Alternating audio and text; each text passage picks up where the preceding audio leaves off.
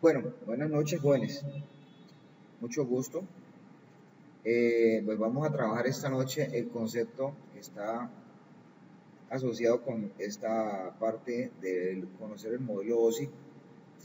El concepto de conocer el modelo OSI pues ya ha recorrido como primera medida, según esto, la parte de la capa física en toda su definición, con todos sus estándares. En este caso, tenemos también la parte de enlace de datos. Y el reconocimiento de la parte de enlace de datos nos lleva a reconocer un poco también el hecho de las tecnologías que están asociadas acá, que son Ethernet.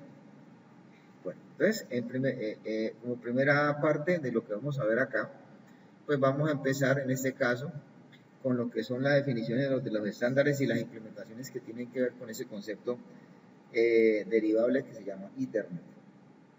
De hecho, el concepto de Ethernet, como lo estamos revisando, es un concepto que extrapola muchas condiciones.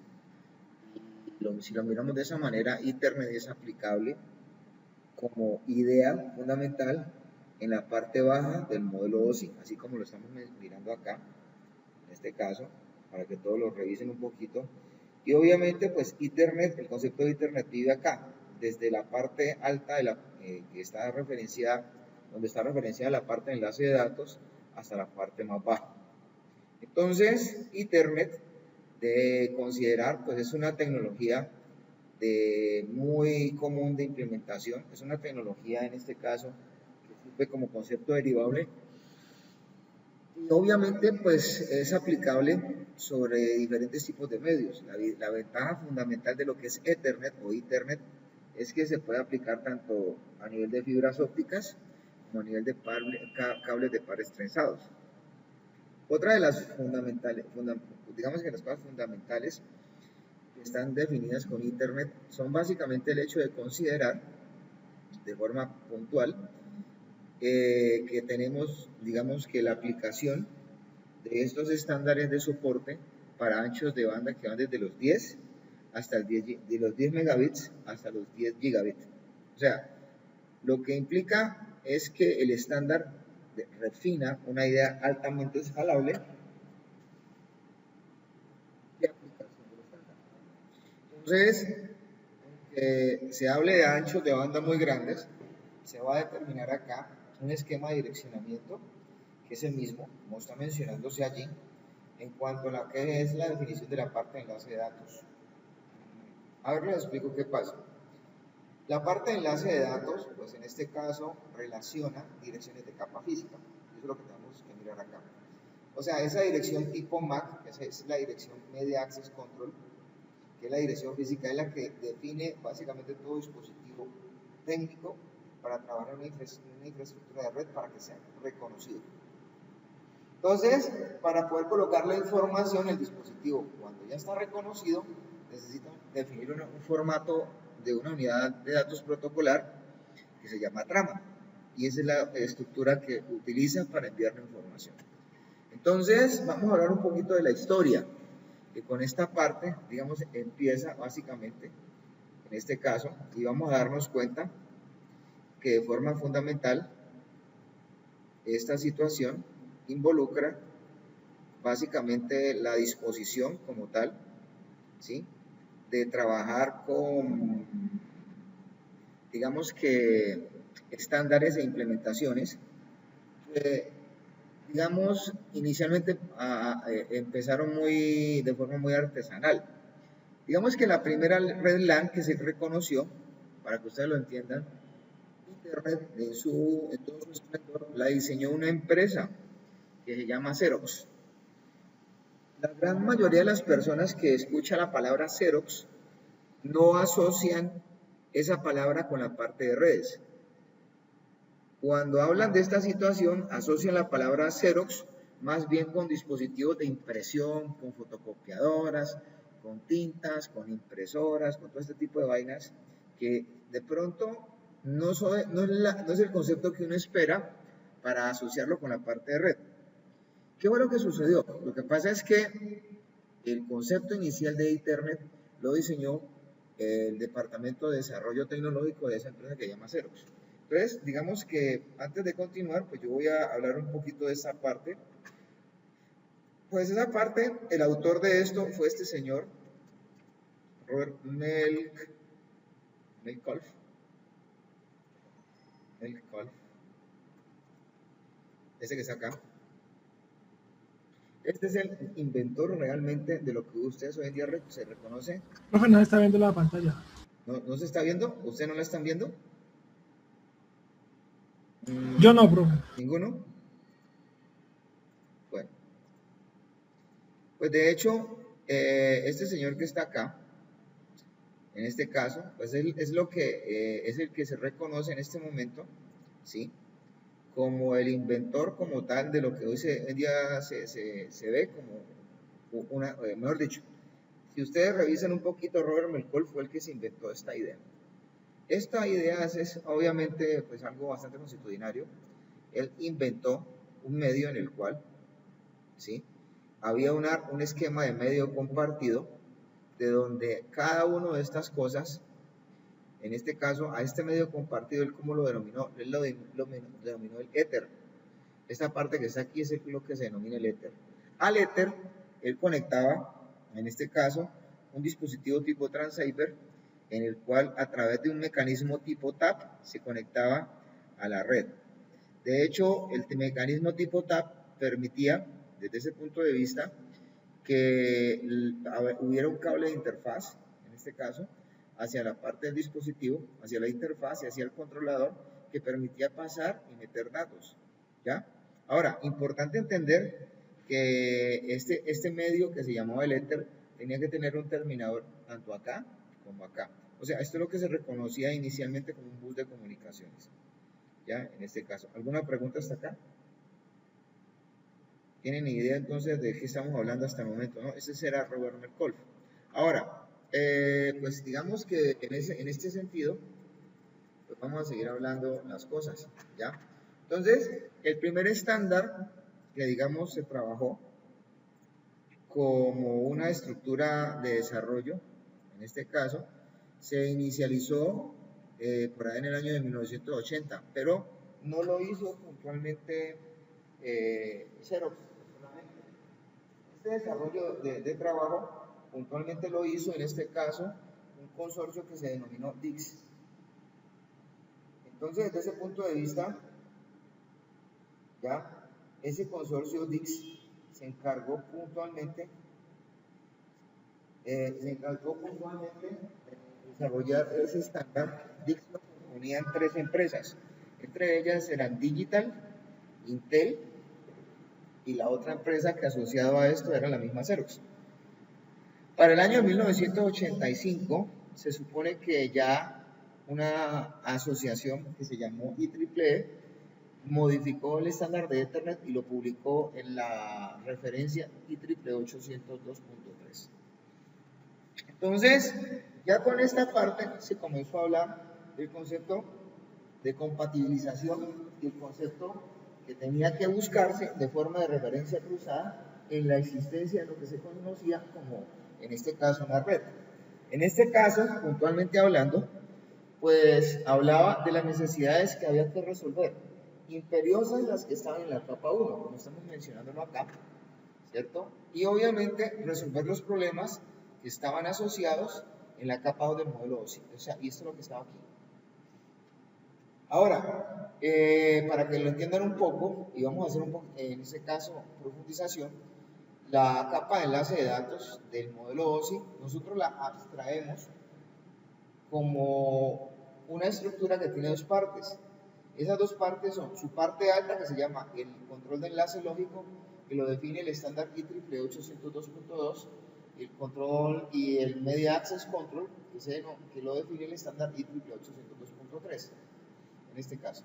Cada uno tiene que ver con algo. Por ejemplo, el LLC se encarga con el filtro y desarrollo de comunicaciones hacia la capa de red, y el Media Access Control se encarga de formar el entramado, de introducir el direccionamiento físico y obviamente de comunicarse con la capa física. Entonces, pues ya acá lo que se suponía era que se solventaba absolutamente el trabajo de lo que era la capa física, y se trabajaba ya sobre una estructura de medios en lo que ya se disponía, obviamente, el desarrollo como tal de una especificación, ¿sí?, de funciones en la capa de enlace de datos. Entonces, en este caso, los estándares y la implementación de lo pertinente en la parte de enlace de datos implicó que se tuviera que tener definido para qué era cada cosa. Por ejemplo, cuando se habló del control de enlace lógico, en el control de enlace lógico se determinó que tenía como función desarrollar los procesos de comunicaciones que existían en el host para que de pronto estos se asociaran con las capas independientes que estaban en este caso determinadas con el tipo de medio físico que estaba asociado al dispositivo. El Media Access Control lo único que se hacía era encargarse de controlar el acceso al medio, obviamente, y en ese orden de ideas de ejecutar funciones que estaban asociadas de hecho al mismo direccionamiento. Entonces, cuando uno encontraba todas estas situaciones, pues el control de enlace lógico para todos los dos es el mismo. Pero de la única manera que uno va a encontrar una variación de acuerdo a las capas físicas es por la presencia que efectivamente sí muestra, en este caso, el Media Access Control. Entonces, con esta situación, uno desarrollaba unas funciones. ¿Cuáles son las funciones que tiene que tener estos dos procedimientos tan robustos? Pues el control de enlace lógico preparaba los datos para enviarlos a las capas superiores, como dice acá, permitía ejecutar múltiples protocolos de red en el mismo dispositivo, y obviamente lo que había que considerar era que el desarrollo de las tareas del control de enlace lógico eran implementadas por software. En la parte del control de acceso al medio, lo que se estructuraba acá era crear de pronto el entramado y las direcciones necesarias para que en este caso uno pudiera enviar datos o estructuras de información de datos denominadas tramas de un origen a un destino. Se verificaba, por ejemplo, con la disposición completa si había errores. Además se controlaba, en este caso, la asignación de las tramas sobre el medio y se determinaba la recuperación del medio debido al momento en que uno pensara específicamente si había niveles de colisión. Si estas labores de desarrollo se montaban así, entonces obviamente lo que principalmente se determinaba era que esto se soportaba era sobre hardware. Entonces, las implementaciones de capa física realmente aquí eran dependientes, en este caso, del tipo de estándar de capa de enlace de datos que estuviera asociado. De hecho, pues obviamente lo que hay que entender es que pues si queremos resolver problemas de internet, de interconectividad, obviamente este tipo de cosas lo que vamos a encontrar es que se van a originar, digamos que necesidades imperiosas de resolver cómo se conectan las cosas. Entonces, en este caso, pues uno tiene la particularidad de pensar en muchas situaciones, entre ellas en la variabilidad que uno puede tener introducido por el hecho de que hay una presencia de un estándar que uno lo puede adaptar a cualquier tecnología. ¿Cuál es la importancia como tal de éxito que sigue el estándar de Ethernet? Pues lo importante de Ethernet es que es muy fácil de mantener, es muy simple, tiene la capacidad, en este caso, de asociarle a nuevas tecnologías muy rápido, es bastante confiable y además, en este caso, pues es una tecnología de bajo costo, que obviamente es muy fácil hacer las actualizaciones. Entonces, de hecho, cuando alguien quiera pensar en otra cosa diferente, pues difícilmente va a poder superarlo. Ahora, vamos a hablar un poquito de lo que es el estándar de Ethernet, pero ya visto desde este punto de vista en una estructura de red. Ahí pueden ustedes apreciar lo que es un pequeño grafo de red. Ese pequeño grafo de red ya tiene la disposición como tal de lo que es una red LAN interconectada por un switch. Como pueden ver, esa es una estructura de switching. Esto es un modelo de red tipo bus lógico, pero estrella física. ¿Está claro para todos?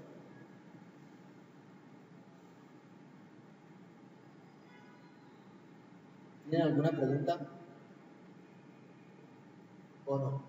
¿Nadie quiere decir nada? Me van a dejar a mí hablar solo todo el tiempo, ¿no? No, profe, no. Todo muy claro. ¿Está muy claro? Entonces, pues yo me imagino que se están entendiendo. Entonces, empecemos a explicar cómo fundamentalmente esto comienza a suceder y a partir de dónde sale.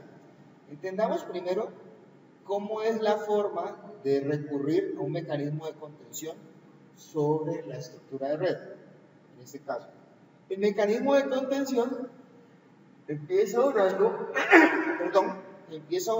pues obviamente sobre un modelo del cual se pudo traer esa idea y se cogió esa misma idea y se extrapoló hacia otro lado. De hecho, de forma específica, en ese sentido, pues pudimos darnos cuenta que esto no era algo así como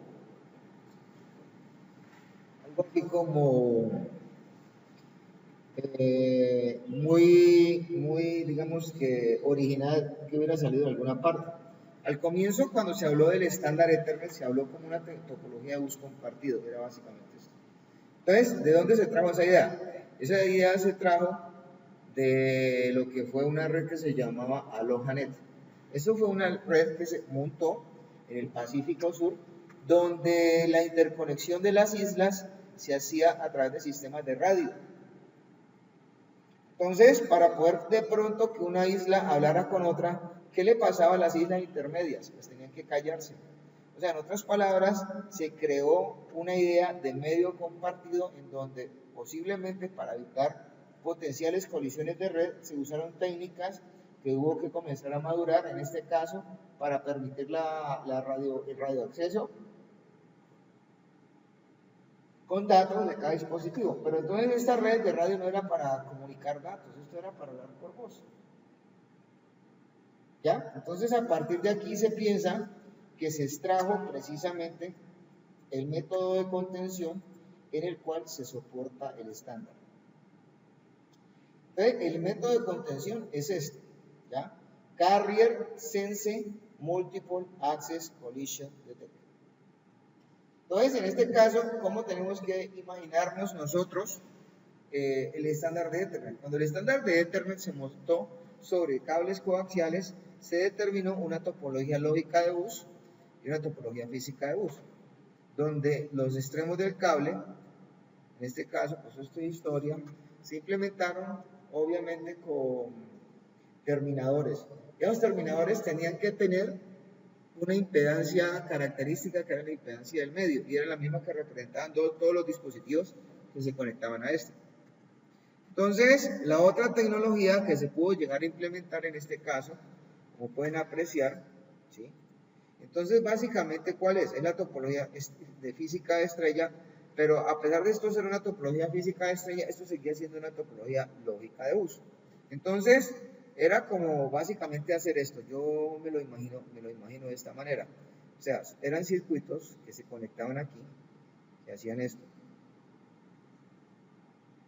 O sea, realmente, ¿sí?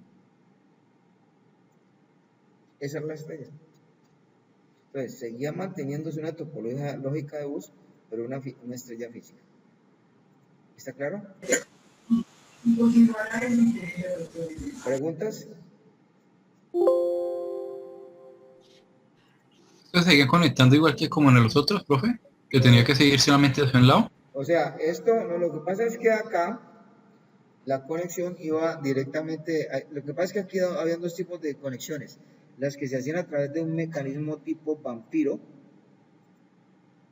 Yo no sé si ustedes saben qué es un mecanismo tipo vampiro. Un mecanismo tipo vampiro muerde el cable.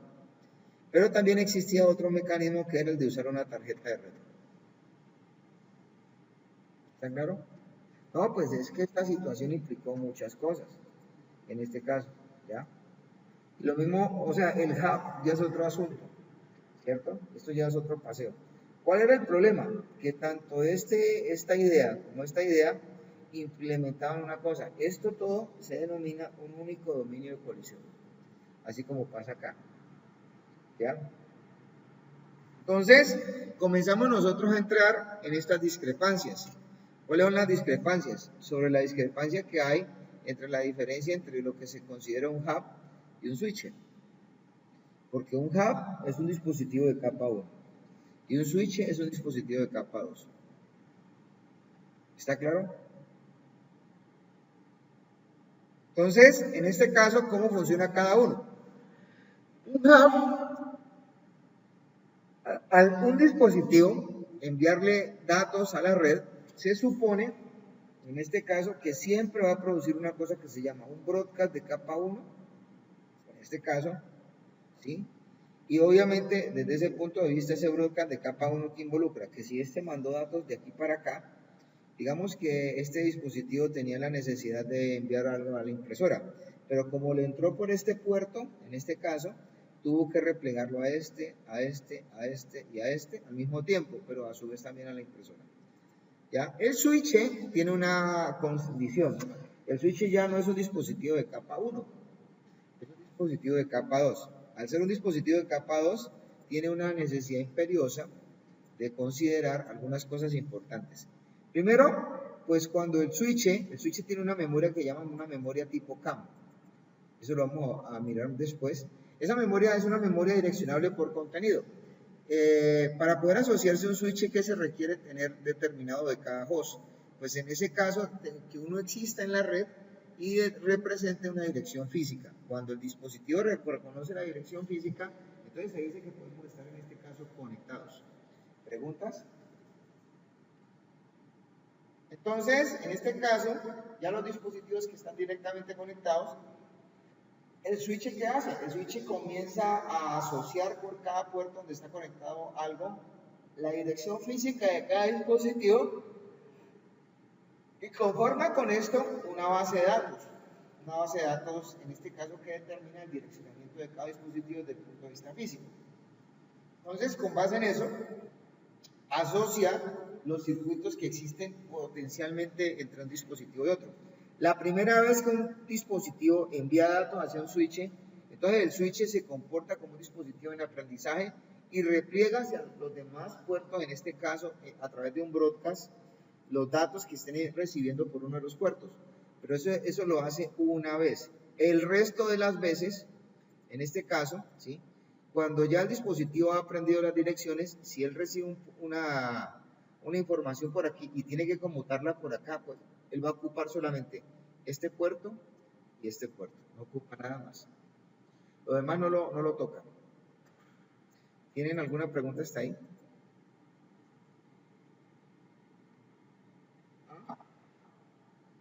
¿Ninguna? Sigamos.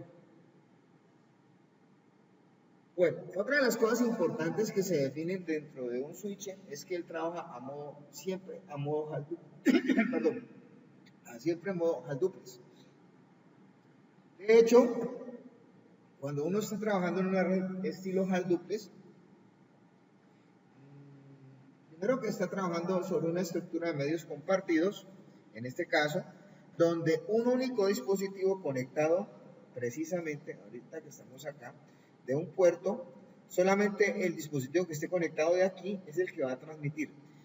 Y si, por ejemplo, y él va a transmitir siempre y cuando, en este caso, los que estén conectados en otros lados no tengan ocupado puntualmente hablando la estructura del dispositivo. O sea, solamente puede imprimir, digamos que usar el canal un dispositivo al tiempo. Los demás, ¿qué tienen que hacer? Pues esperar. Ahora, ¿ellos hasta dónde esperan? Esperan hasta donde mediáticamente la situación de la red se pueda considerar que ya no está ocupada. Entonces, si en ese orden de ideas se manda un dato y se encuentra que la red sí está ocupada, ¿qué tipo de cosas se producen? Pues se produce una cosa que se llama colisión. ¿Está claro?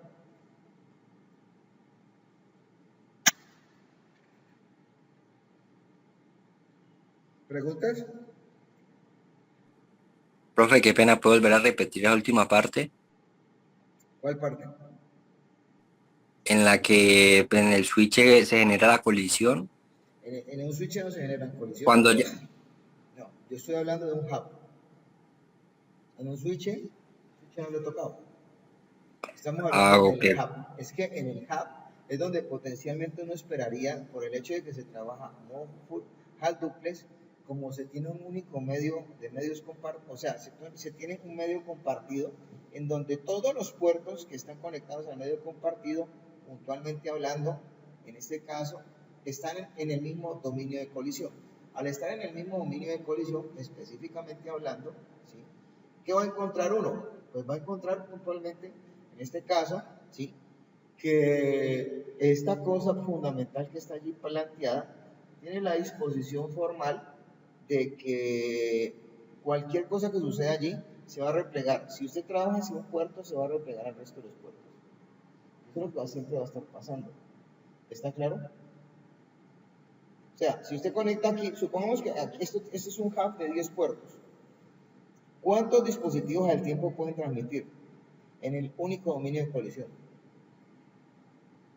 Es una pregunta, ¿no? Solamente puede transmitir uno al tiempo. ¿Está claro? Solo uno. Solo uno, exactamente. ¿Alguna pregunta? Profe, no, ya ¿No? quedó claro. ¿Ya quedó? Entonces, el hub es el que entra en colisión. El hub es el que siempre entra en colisiones. El switch no. ¿Quién le dijo eso?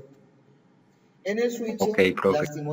lastimosamente, el switch que hizo con el hub, pues lo declaró ya prácticamente inutilizable, pues diría yo de esa manera. Pues técnicamente hablando, ya un hub de 24 puertos no lo usa.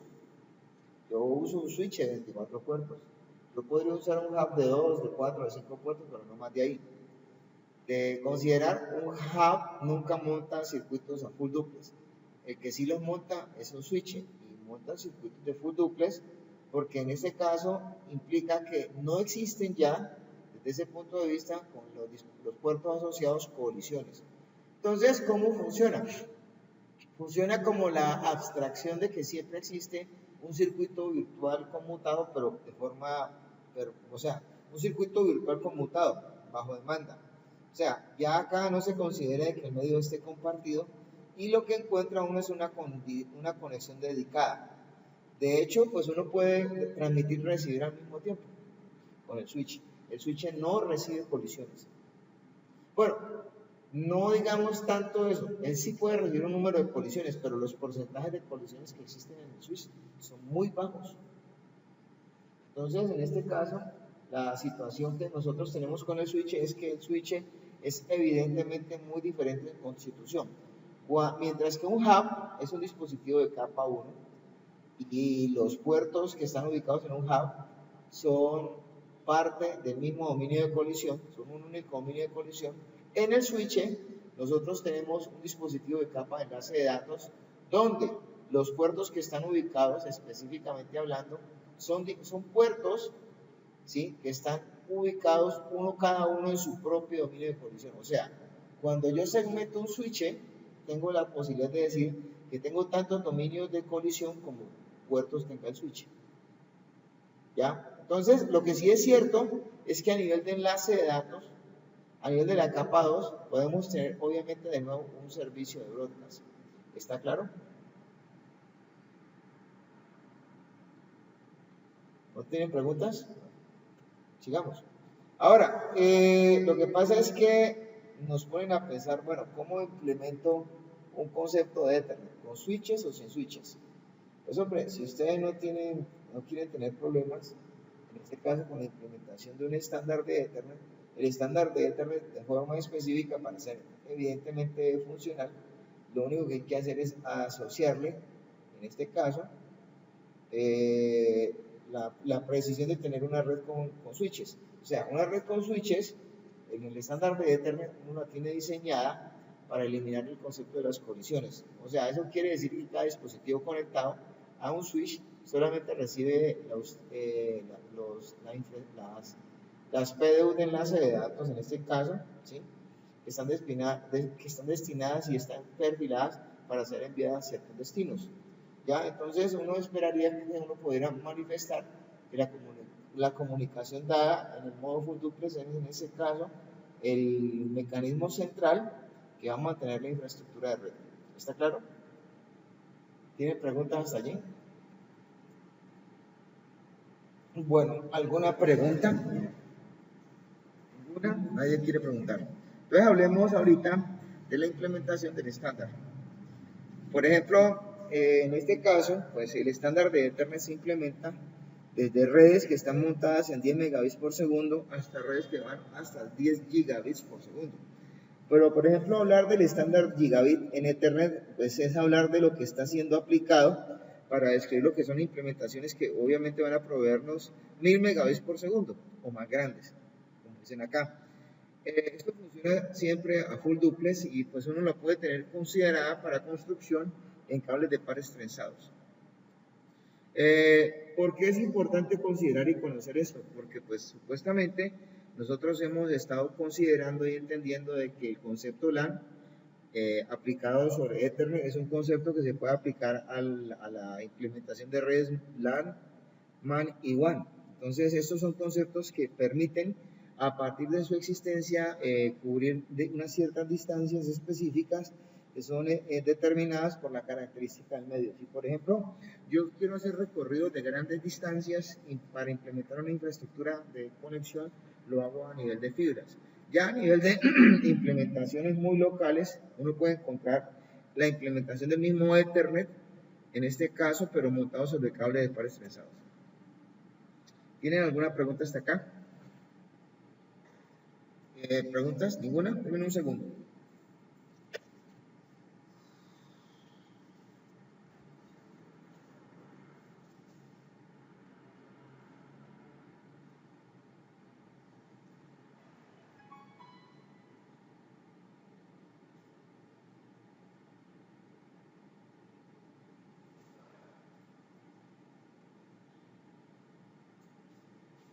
Bueno. Hablemos cómo se trabajan ahorita, según lo que tenemos que entender, la parte del movimiento de los paquetes. Normalmente en una parte de enlace de datos lo que se encapsula es un paquete. O sea, nosotros en una trama metemos el contenido de un paquete. El protocolo Ethernet lo que hace es definir el formato de trama. Entonces, ¿qué hace? Él le adiciona al formato de trama unos trailers, en este caso una cabecera y un trailer para condicionar a ese paquete de capa 3 y volverlo una trama. Aquí tenemos, por ejemplo, en este caso, precisamente lo que estamos mencionando. La trama IEEE 802.3 tiene un tamaño mínimo de 64 bytes y un tamaño máximo de 1518 bytes. ¿Ya? Entonces, el header, que es el cabecero, está compuesto por estas partes y el trailer está compuesto solo por esta parte. Lo que está aquí adentro no es otra cosa que un paquete de capa 3. ¿Está claro? Bueno, no tiene pregunta, ¿no? Entonces acá lo que vamos a hacer en este caso es determinar las funciones de cada uno de estos campos. Por ejemplo, aquí están hablando del preámbulo y el comienzo del limitador de trama. Esos dos campos funcionan con una relación de bytes de 7 más 1, en este caso. Y se usa básicamente para hacer sincronización con la tarjeta de red con el medio, para, pues, por ejemplo, estar trabajando en un proceso de enlace de datos. Y obviamente, pues, se encuentra que eso no es considerado como una parte de la longitud de trama. O sea, esto, en este caso, es muy diferente. Obviamente, pues, se espera que esto se pueda revisar a través de un sniffer, en este caso.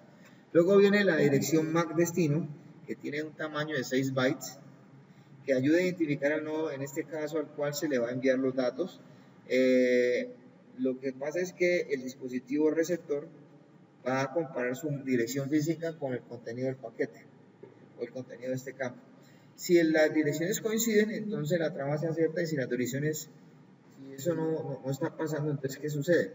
Pues obviamente toca buscar a qué interfaz hay que enviar, la información.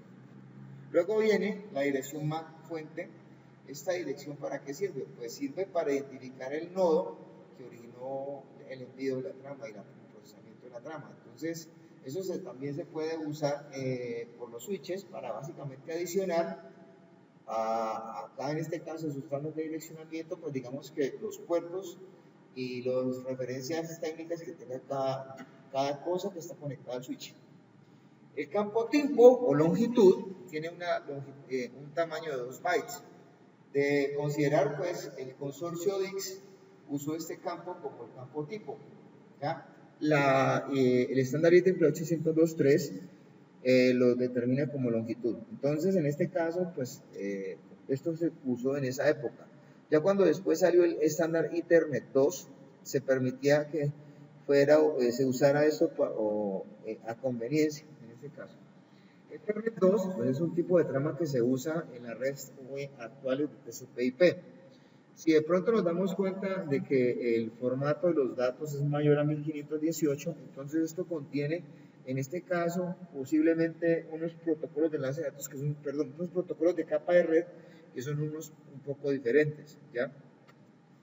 Bueno, luego venía, para que ustedes se enteren, esta parte que tiene que ver con los datos, con el campo de datos, y en ese campo de datos pues uno sabía que esta vez es encapsulado un paquete de capa 3. Entonces, en ese sentido, pues el paquete de capa 3 tenía la posibilidad de tener tamaños desde 64 bytes hasta supuestamente 1500 bytes. Y el último campo es el FSS, pues es el campo que tiene 4 bytes y es usado precisamente para hacer detección de errores en la misma trama cuando de pronto han ocurrido cosas indeseables en la transmisión que se tiene que dar. Entonces, en este caso, el resultado que se está considerando para representar en este campo se llama CRC, que es el chequeo de redundancia cíclica. Entonces, en este caso, el chequeo de redundancia cíclica se queda allí como un valor, un dato, en este caso, que lo debe tomar un dispositivo cuando lo lee y lo debe comparar entre la integridad de la trama y ese valor. Si la integridad de la trama y ese valor son iguales, entonces, ¿qué pasa? Pues el dispositivo se procesa. Pero ¿qué pasa si hay una discrepancia? Al haber una discrepancia, supuestamente, pues estas dos cosas se tienen que rechazar. ¿Está claro? ¿Tienen alguna pregunta? Entonces, los campos de longitud, perdón, en cuanto a las direcciones MAC, pues yo podría decir en este caso de que pues son direcciones que supuestamente no tienen una estructura, no son jerarquizadas. Y lo que podemos mencionar en este caso es que esas direcciones son direcciones que están quemadas en los adaptadores de las tarjetas de red. Entonces, de hecho, pues en ese sentido, pues son direcciones que van a estar guardando la referencia como tal de las estructuras de direcciones físicas que tiene un dispositivo. Aquí está, por ejemplo, en este caso, para que ustedes asocien la idea de lo que estoy hablando. Claro, aquí estamos hablando de una dirección tipo MAC. ¿Sí? Ahí están viendo ustedes que la dirección tipo MAC tiene una longitud de 48 bits. Y esto se divide en dos tipos de campos. El campo que se llama OWI y el campo que se denomina el campo de direccionamiento y asociación de dispositivos por cada fabricante. Entonces el OWI básicamente lo manejan, en este caso a nivel mundial, los fabricantes de los dispositivos. Y los siguientes 24 bits estarían hablando de la disposición o de la identificación de los dispositivos por cada fabricante. ¿Ya? Entonces aquí tenemos algunos ejemplos del uso de lo que es la especificación de la parte de enlace de datos según cada fabricante. ¿Quedó claro? ¿Tienen alguna pregunta? Bueno. Entonces, ¿qué es lo que tiene que hacerse para navegar, en este caso, usando direcciones físicas? Las direcciones físicas, pues no tienen sino un contexto de carácter local, en este caso, y las direcciones tipo MAC o físicas, pues son esenciales para comunicarnos en la misma red. Y obviamente, las direcciones, ¿cómo tienen que ser? Las direcciones tienen que ser únicas. ¿Para qué? Para garantizar que el mensaje será enviado y aceptado por el destino. ¿Está claro? Ahora, lo que está escrito a nivel de direcciones tipo MAC, pues obviamente lo importante de esto es que esto está escrito en direcciones tipo hexadecimal. De hecho, pues, la dirección hexadecimal lo que podemos hacer nosotros es trasladarla a direcciones binarias, mucho más fácil. Entonces, esa numeración y direccionamiento a nivel hexadecimal, pues es algo que se utilizó en este caso de forma muy... digamos que de forma, la palabra tiene en este caso una connotación, pues eso era muy adecuado, ¿sí? Y muy dado para todo lo que con esto se ha ido montando, ¿ya? Entonces las direcciones o la numeración hexadecimal es algo bien importante en el uso y especificaciones de lo que son en este caso la implementación de redes con enlaces tipo LAN.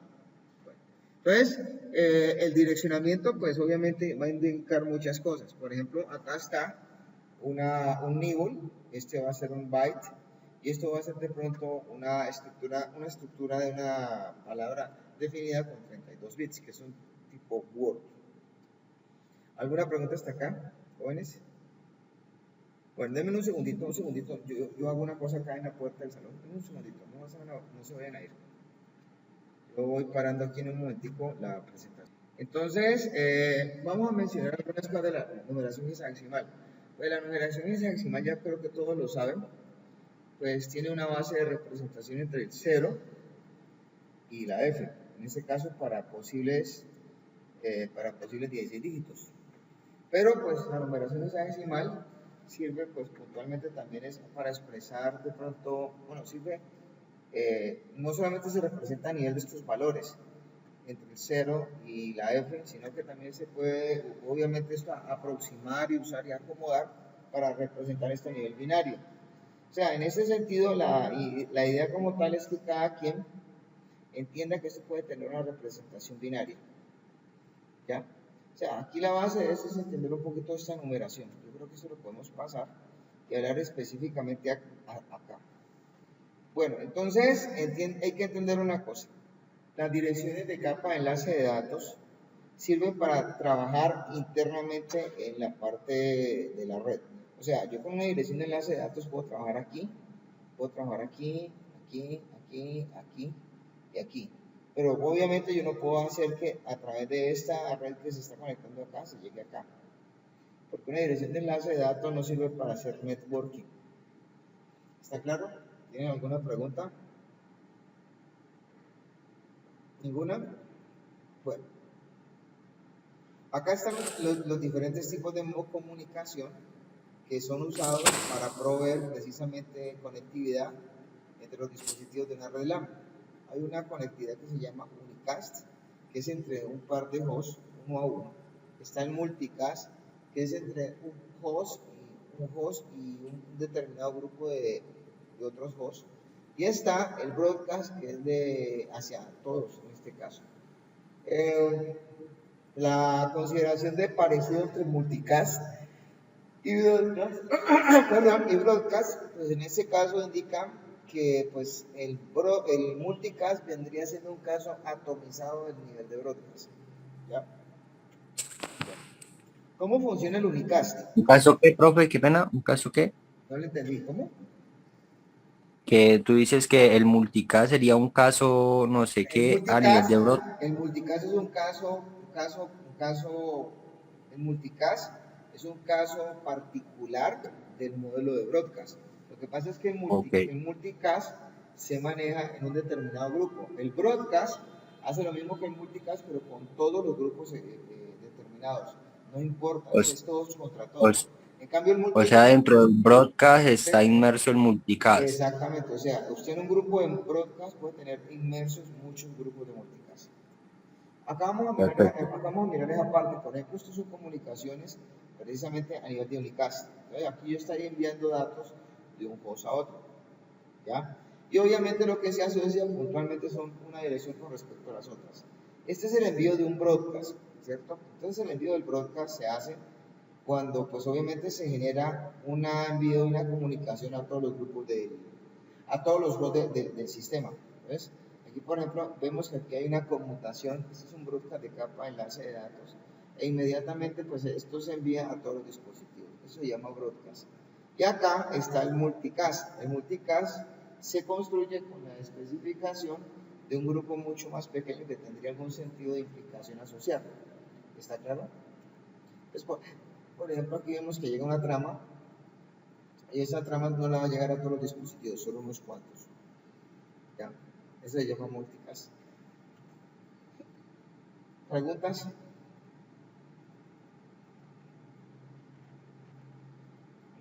Bueno, ninguna. Entonces sigamos. Entonces acá ahorita vamos a relacionar y a mencionar lo que son de pronto el método de contención que se usa en Ethernet, que se llama el CSMACD.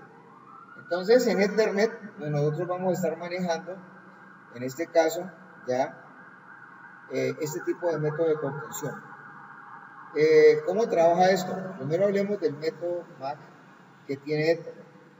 ¿Cómo funciona esta situación? Pues se supone que nosotros hablamos de un entorno de medios compartidos en el cual, puntualmente hablando, pues decimos en este caso que tenemos un medio en el cual no tenemos priorizado ni garantizado absolutamente nada. Entonces, si hay un par de dispositivos que están transmitiendo simultáneamente, entonces la única consideración que vamos a encontrar es que este par de dispositivos que están encontrándose en el medio se van a colisionar, y obviamente el esquema de red que tiene que hacer, pues tiene que preparar de nuevo en este caso la posibilidad de poder recuperar el medio compartido. ¿Ya? ¿Está claro hasta ahí? ¿Tienen alguna pregunta? Sí, profe. Entonces, esas son las situaciones con las cuales estamos trabajando. De hecho, el proceso del CSMACD, ¿cómo funciona? El CSMACD funciona básicamente de la siguiente manera. ¿Ya? Para transmitir, cada host lo que va a hacer es escuchar sobre el medio. Si alguna señal de otro dispositivo está presente, entonces va a tener que esperar un determinado tiempo prudente para que, por una determinada cantidad de tiempo, para luego de nuevo comenzar otra vez a escuchar y mirar a ver si estamos con la posibilidad de enviar el dato. Si no hay señal presente, entonces ¿qué se toca hacer? Pues transmitir. Para transmitir, en este caso, cada host va a escuchar sobre el medio, ¿cierto? Entonces, desde ese punto de vista, si una señal de otro dispositivo, como dice allí, está presente, entonces se va a tener que esperar por una cantidad específica de tiempo para escuchar de nuevo. Si no hay una señal que esté presente, entonces vuelvo y repito, se va a transmitir. Si de pronto pasa que de un par de dispositivos determinan que de pronto en ese caso tengan que enviar datos al mismo tiempo, en ese caso pues ambos van a enviar una estructura de una trama. Cuando se envían de parte de ellos, de cuenta de ellos esa estructura de esa trama, entonces se encuentra fundamentalmente de que ellos entran en modo de colisión. O sea, porque lo que hacen es ocupar el medio al mismo tiempo con la misma estructura de situación.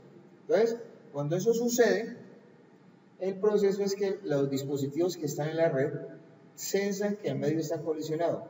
Entonces, van a enviar una señal tipo jam, ¿cierto?, para alertar de que toda la red está colisionada. Esa señal de jam o jamming se detecta y hace que todos los dispositivos sepan, en este caso, que va a ocurrir una colisión y se abstengan de enviar más datos. Entonces, una vez que eso pasa, inmediatamente se activa el hecho de que haya un algoritmo de backoff o un algoritmo de recuperación que le va a dar tiempo a los dispositivos, una cantidad de tiempo randómica, para mirar en este caso qué pueden hacer para recuperar el medio antes de volver al modo de escucha. Entonces, ese tiempo randómico, ¿para qué se usa?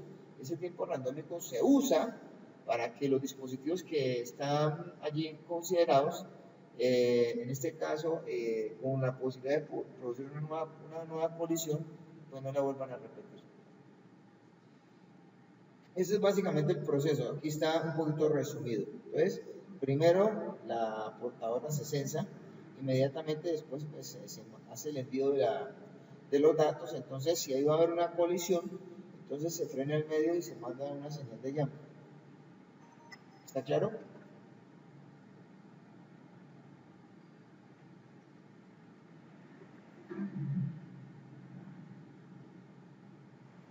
Sí, profe. Bueno, ¿preguntas? Bueno, hay otra cosa que también es muy importante tener en claro dentro de lo que es la arquitectura de red, es la temporización. Uno de los problemas fundamentales es que Ethernet tiene que viajar de un extremo a otro. Al tener que viajar de un extremo a otro, las infraestructuras de red van a desarrollar unos tiempos de retraso por tener que atravesar una red, o sea, tener que pasar por un mecanismo de red. Entonces, muchas veces este tipo de cosas se conoce como el radio de red o recorrido de red que se determina o se especifica entre un dispositivo originante, un dispositivo origen y un dispositivo destino. Entonces cada transmisión va a encontrar una cierta, o sea, en cada parte, por cada situación se va a encontrar una cierta cantidad de retardo que se va a ir incrementando momento a momento desde que se envía el dispositivo, desde que un dispositivo envía una información hasta que de pronto llega. Ahora, el hecho es que este tipo de cosas pueden incrementar el chance de que existan colisiones. ¿Está claro? Entonces, aquí está básicamente de lo que estamos hablando puntualmente. Entonces, acá, por ejemplo, para poder leer una trama de datos tipo Ethernet, lo que se hace es sincronizarse con una estructura de datos que tiene una longitud de 8 bytes. Bueno, esa estructura de datos es la que le dicen, por ejemplo, la señal YAM, ¿cómo está compuesta? La señal YAM está compuesta por un patrón de unos y de ceros. ¿Ya? Y sirve para que en este caso eviten, en ese sentido, enviar más señales al medio compartido a nivel de estructuras de datos. La temporización del backoff, pues obviamente habíamos mencionado que esto ocurre cuando hay momentos de colisión. Entonces, cuando hay momentos de colisión, todos los dispositivos van a tener que esperar una cantidad randómica de tiempo para volver otra vez de nuevo a escuchar. Porque es que el proceso, ¿cuál es? Todos los dispositivos de red son ciegos, no son sordos. O sea, las tarjetas de red no ven al otro dispositivo, lo escuchan o lo sensan, para que lo tengan en presente o claro. ¿Alguna pregunta hasta acá? ¿Quieren hacer pausa o sigo hasta con la otra presentación? Yo creo que lo mejor es seguir, ¿no? Cuando estamos hablando de tarjetas de red, estamos hablando puntualmente de todo lo que supuestamente está involucrado como interfaces que sirvan para conectar dispositivos ubicando una estructura, un host. ¿Sí me entienden? Entonces, en este caso, podríamos decir nosotros que, primero que todo, la tarjeta de red es una consideración como tal que pertenece a la capa de enlace de datos. Entonces, las tarjetas de red, ¿qué hacen? Las tarjetas de red embeben como primera medida dos tipos de información de denominación. La primera es la dirección tipo MAC, que es para fundamentalmente hacer trabajos a nivel del mismo segmento y a nivel de la misma red, podría decir. Y una posibilidad de en la misma tarjeta programar de forma adicional una dirección de capa 3, ¿cierto? O sea, eso es lo que básicamente hace una interfaz de una tarjeta de red. Ahora, las tarjetas de red son de todos los dispositivos. Host, por ejemplo, ¿cuántas tarjetas de red puede tener un enrutador? Tantas como el chasis lo soporte. ¿Está claro? Sí, profe. Bueno, entonces alguna cosa les van preguntando. Ethernet, el estándar Ethernet, pues acá lo estamos revisando. El estándar Ethernet pues tiene básicamente una disposición. La disposición del estándar Ethernet es que, pues ya habíamos dicho nosotros, que funciona en la parte de enlace de datos, en la parte baja del modelo OSI, en este caso. Y obviamente las implementaciones de Ethernet son de varias clases. Uno puede encontrar Ethernet desde 10 megabits por segundo hasta 10 gigas, o es lo que le dicen el 10 gigas. ¿Ya? De hecho, Ethernet es una implementación escalable por esa situación. ¿Por qué es escalable? Porque los datos que se manejan desde 10 megabits son los mismos datos que pueden llegarse a manejar hasta 10 gigabits. O sea, no por el hecho de que anden, en este caso, sobre un estándar más rápido, uno más rápido, otro menos rápido, pues de hecho el estándar 10 giga básicamente no va a modificar en absolutamente nada, ni en la estructura de trama, la forma en cómo se está manejando la información, no lo afecta. O sea, realmente allí lo que básicamente se considera es que, pues en la medida en que se ha determinado que por un slot de tiempo se haga un proceso de lectura en un estándar, al estándar siguiente, ese mismo slot de tiempo tiene que escalarse.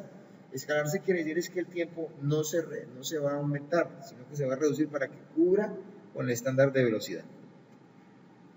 ¿Está claro hasta ahí? Bueno, entonces hablemos de lo que es la capa física que se asocia, en este caso, al Ethernet. Entonces, en este caso, empezamos por las diferencias, fundamentalmente hablando. Entonces, aquí tenemos nosotros, puntualmente en la primera columna, el nombre del estándar. ¿cierto? En la segunda columna el ancho de banda usado, en la tercera columna el tipo de medio implementado para la capa física y en la cuarta columna la distancia máxima. Entonces, noten un poquito ustedes cuál es el elemento que da más rendimiento.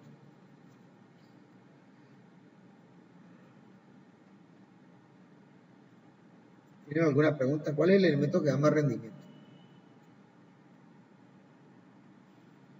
El que tenga más ancho de banda, profe. Bueno, entonces, por ejemplo, en este caso, revisemos ese concepto. Yo, por ejemplo, tengo el 1000 base T. El 1000 base T tiene un ancho de banda de 1 gigabit. ¿Cuál es la distancia máxima? 100 metros. Exactamente. Pero si yo le digo a usted, usemos el 1000 base SX.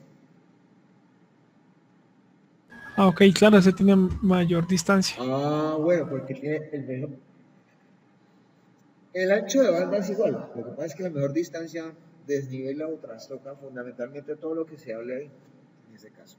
O sea, el asunto es que dependiendo de lo que estemos trabajando, sean fibras ópticas o pares trenzados, pues va a haber que tener en cuenta esta parte de forma bien importante, ¿no? ¿Ya?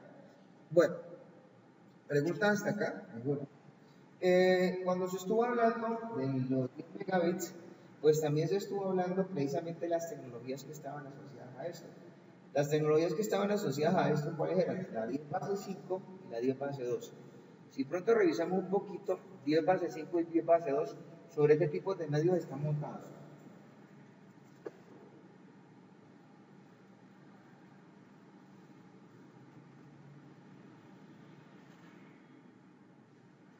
Me dices no es coaxial, profe, cable coaxial.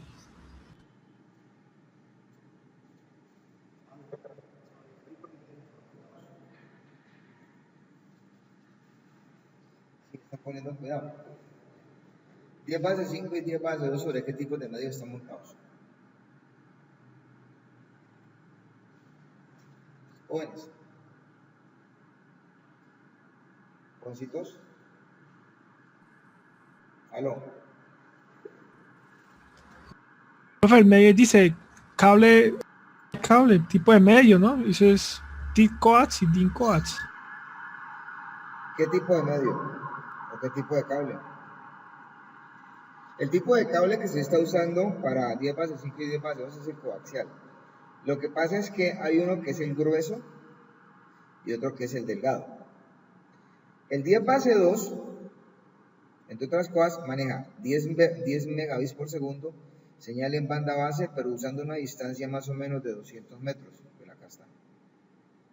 ¿Ya? El 10 base 5, básicamente, tiene el mismo ancho de banda, el mismo manejo de señal, pero el manejo de segmento por distancia, en este caso, gracias a la arquitectura que tiene esto, pues tiene un recorrido de más o menos 550 metros. Entonces, en este caso, ¿sí? El cable coaxial, como lo están encontrando ustedes allá, ¿sí? Pues fue la primera implementación que se encontró de las redes tipo Ethernet, y su implementación se hizo a nivel de bus lógico y a nivel de bus físico, así como se mostró al comienzo con estas topologías. En ese caso, el estándar 10 megabits, de 10 megabits de Ethernet, pues después lo migraron en ese sentido, para que nos demos cuenta de esta parte, ¿sí? A usarlo en cables de pares trenzados de categoría 3 o categoría 5, que eran lo que se conocían en ese momento como el famoso UTP. Entonces el UTP fue básicamente considerado como esa implementación clásica que fundamentalmente se utiliza para la consecución en este caso, ¿sí? Entonces una de las importancias que de forma muy radical se fueron montando para Ethernet, si ustedes notan acá un poquito, la distancia máxima por segmento era 100 metros, el ancho de banda era el mismo. Ahora, si esto era 100 metros, ¿por qué no se sigue montando en coaxial? Porque es que de 185 metros a 100 metros y de 500 metros a 100 metros, pues las distancias son muy grandes. ¿Qué pasó? Porque resulta que el 10 base T ya empieza a usar unos grupos de circuitos, que generalmente en este caso pues comenzaron a ser bastante escalables. Después, una de las cosas que fundamentalmente hizo que se siguiera utilizando el cable de pares trenzados es que se pudieron implementar comunicaciones no solamente a HAL duplex, sino lo que finalmente fue a final de full duplex. Entonces, ¿por qué de pronto se pudo cambiar del cable coaxial al cable tipo UTP? Primero que todo, por las facilidades de manipulación del cable. Primero. Segundo, en ese caso, por la disposición de pronto en este momento de que lo único que se podía montar en cables coaxiales era 10 bases, el estándar de 10 megabits por segundo. Pero ese estándar de 10 megabits por segundo en este caso solamente se montaba a nivel de circuitos HAL duplex. Y el cable de pares trenzados ya no se montaba, ya lo podemos montar no solamente a nivel HAL duplex, sino a nivel de full duplex. Que fueron otras diferencias en este caso. ¿Preguntas? ¿Una? Por acá tenemos dispuesto, en ese sentido, la implementación de lo que es el Ethernet de 100 megabits. Y nosotros pues ya hemos determinado pues la disposición de que ya en 100 megabits, lo importante de esto es que esto, su gran mayoría ya se implementó a nivel de modo full duplex. Y ya se usaban cables de categoría 5 o superiores para lo que son cables de pares trenzados, en la parte de medios de cobre y en la parte de capa física aplicada. Con la fibra óptica pues se usaba el 100 base FX en este caso. ¿Preguntas? ¿Alguna? ¿Cómo se trató el 100 base TX? El 100 base TX pues, fue el cable que se montó en categoría 5 sobre un UTP, en donde pues supuestamente pues lo que se tenía que tener en cuenta es que se usaban los pines 1 y 2 para transmitir y el 3 y 6 para recibir. El 100 base TX en este caso se montó típicamente en estos medios cuando se usaba un switch como un dispositivo centralizador en vez de lo que se denominaba como hub. El 100 base FX pues usa el mismo procedimiento de señalización y de manejo de datos que se tiene para 100 base TX. Lo que pasa es que ya no se usa cable de pares trenzados, un UTP de cobre, sino que se usa la fibra, ¿ya? Entonces, en ese caso, el 100 base FX usaba precisamente interfaces de bajo costo, en este caso, denominadas lo que eran unos conectores de bajo costo denominados los conectores duplex tipo SC. La implementación en fibra, en los enlaces punto a punto, pues implica que desde ese punto de vista, pues haya ciertas condiciones. Primero que todo, pues en este caso, que haya la disposición de las interfaces, que esté el medio, que obviamente pues estén los estándares. ¿Preguntas? Ya esta velocidad de acá, que es el gigabit, pues el desarrollo del gigabit con sus estándares, pues resultó como una especificación muy al comienzo de lo que era el cable de cobre y obviamente la implementación de enlaces a fibra con fibra óptica monomodo y fibra óptica multimodo. ¿Ya? Bueno, entonces, ¿cómo se maneja esto? De hecho, la ventaja que se tuvo con el estándar de 1 gigabit, pues se logró básicamente por hacer mucho más eficiente el manejo de los códigos que representan los flujos de datos binarios, ¿ya? Ofreciendo para esto qué clase de cosas, pues procesos de sincronización, un uso más eficiente del ancho de banda, en este caso, y una tolerancia mejorada al ruido. ¿Está claro? ¿Tienen alguna pregunta hasta ahí?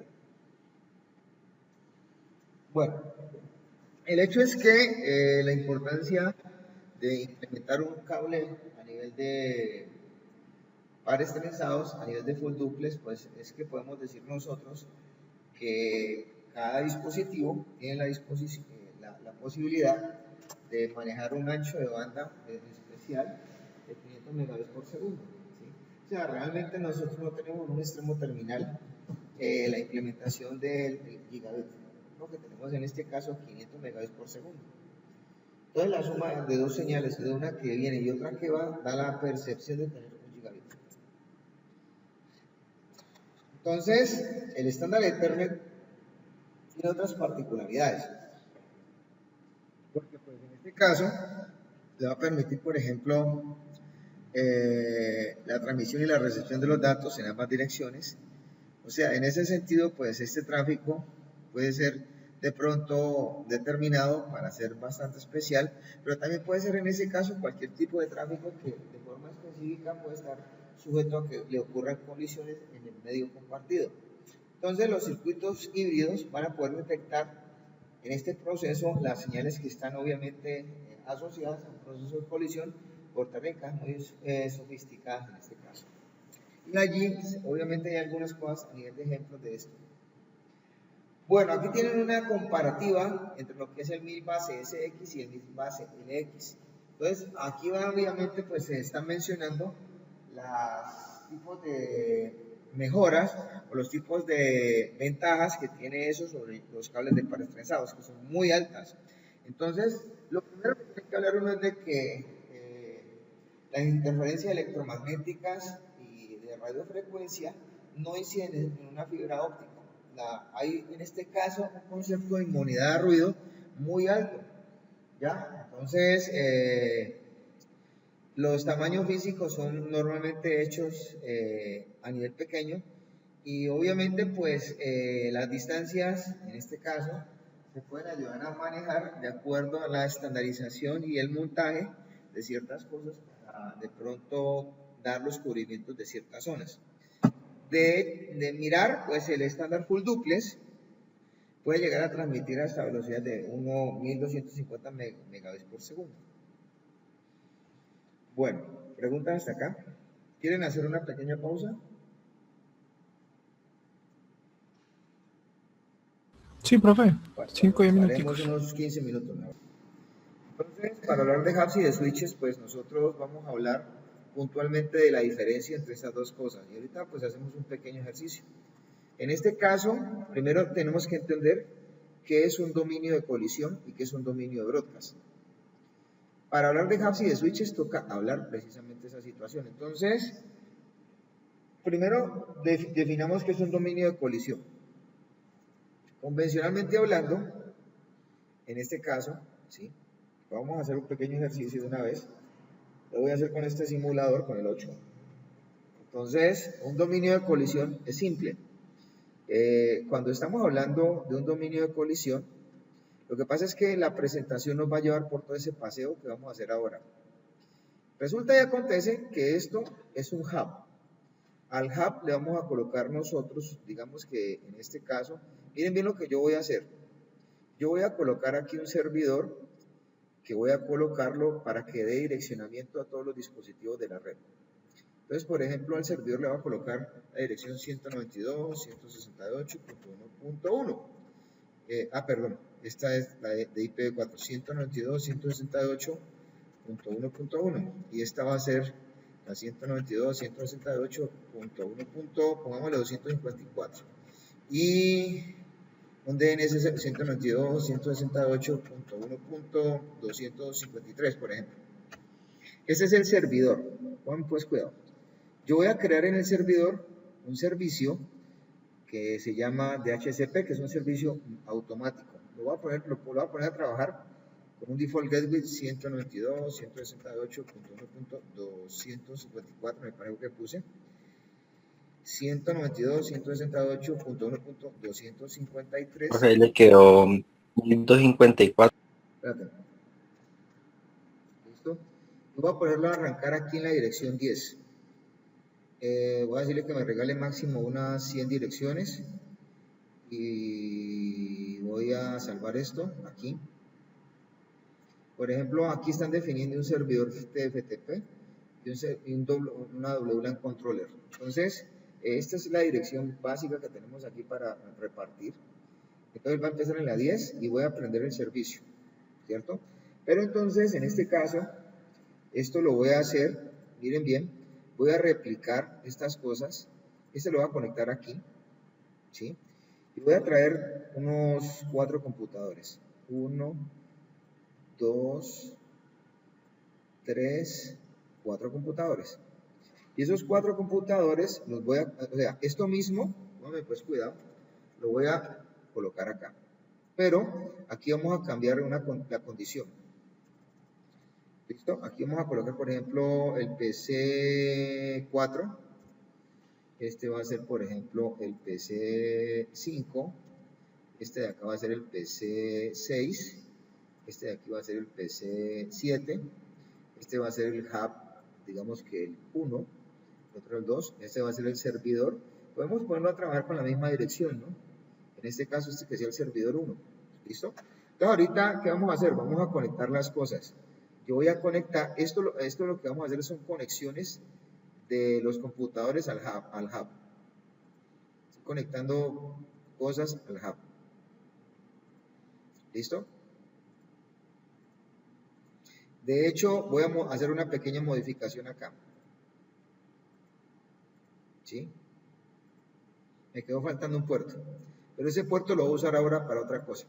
En este servidor que está aquí, voy a hacer una pequeña modificación. Voy a modificarlo para la dirección, por ejemplo, 2. ¿Cierto? Entonces este va a ser la 2, ¿sí o no? Y acá voy a colocar la 2 rápidamente. A nivel de servicios también lo voy a programar en el DHCP. Entonces dijimos que este iba a ser la 2. Este iba a ser la 2. ¿Cierto? Y esta va a ser la 2, que empiece también la 10. Listo, salvemos. Entonces ya tenemos nosotros, aprendemos y apagamos. Sí, chao. Entonces vamos a conectar. Entonces vamos a pasar ahorita a modo simulación. ¿Cierto? ¿Estamos grabando? Sí. Así. De hecho, pues vamos a conectar este. Acá. Y este. Acá. Entonces, vamos a revisar el modo simulación que sucede aquí. Yo todos estos paquetes los voy a quitar. Voy a solamente dejar hablando a algunos de ellos. Por ejemplo, voy a dejar hablando solamente a TCP y a UDP. No necesito más. Y pues digamos que, bueno, yo le embarré acá. Esto no lo quiero. Yo quiero una cosa que se llama switch. Entonces aquí vamos a demostrar pues prácticamente lo que estamos diciendo a nivel conceptual. Entonces yo este lo voy a conectar acá, ¿cierto? Este que está aquí lo voy a conectar de acá, este de acá y este de acá. Entonces vamos a revisar primero que todo a nivel de simulación. Bueno, es decir, necesitamos revisar esto en tiempo real, porque si no todo esto no se pone operativo.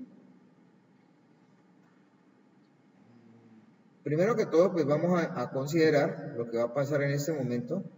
Este servidor, como podemos apreciar, está configurado, ¿cierto? Y este servidor también. ¿Listo? Ambos tienen el servicio de DHCP. Entonces, este dispositivo que está aquí no tiene direccionamiento. Entonces vamos a pasarnos al modo simulación. En el modo simulación, por ejemplo en este caso, ¿sí? Vamos a revisar, en el modo simulación vamos a revisar otro paquete que me hace falta acá por tener en cuenta en IPv4. Este, el DHCP. ¿Listo? Entonces, vamos a comenzar a colocar estos dispositivos en modo de solicitud de direccionamiento por DHCP. Ahí está este. Vamos a colocarlos a todos, porque es que se trata de que sean todos. Y vamos a empezar por el lado de acá. ¿Listo? Por el lado del hub. Entonces, ya tenemos el hub. Vamos a darle avance a esto. Ahí les presento la primera colisión. ¿Cómo la ven? ¿Sí están viendo? Bueno, tenemos en este momento una red en colisión. Esto es colisión. ¿Sí están dándose cuenta? Mire, vean. ¿Entendieron? Este es un modelo básico para mostrar cómo se muestra. O sea, todo lo que hemos estado diciendo, aquí se lo resumo rápidamente en esto. Eso es una colisión. ¿Quedó claro para todos? Sí, profe. De hecho, pues obviamente la red va a estar colisionada todo el tiempo hasta que pase algo.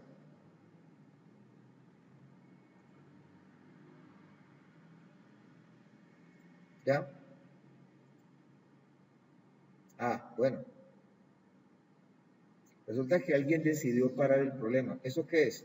Una petición de DHCP. ¿De quién? Del PC3. Ahí puede haber una colisión. ¿Está claro? ¿Sí están viendo?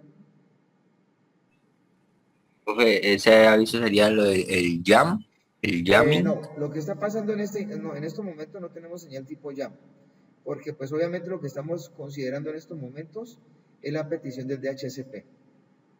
No, esto no está pasando ahorita acá. ¿Puede seguir habiendo colisiones? Sí, señor, volvió y colisionó la red. La pregunta es que cada vez que esto supuestamente necesite reaccionar, van a haber colisiones hasta que en un momento específico alguien decida parar. ¿Este dispositivo ya tiene direccionamiento IP? No.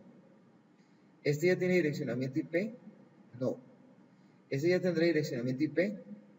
No. ¿Este tiene direccionamiento IP? Tampoco. Aquí va una petición.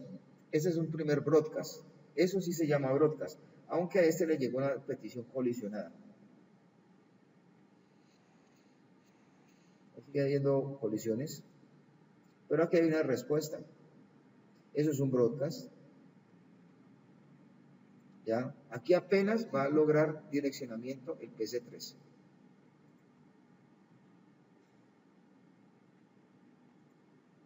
Eso es un broadcast.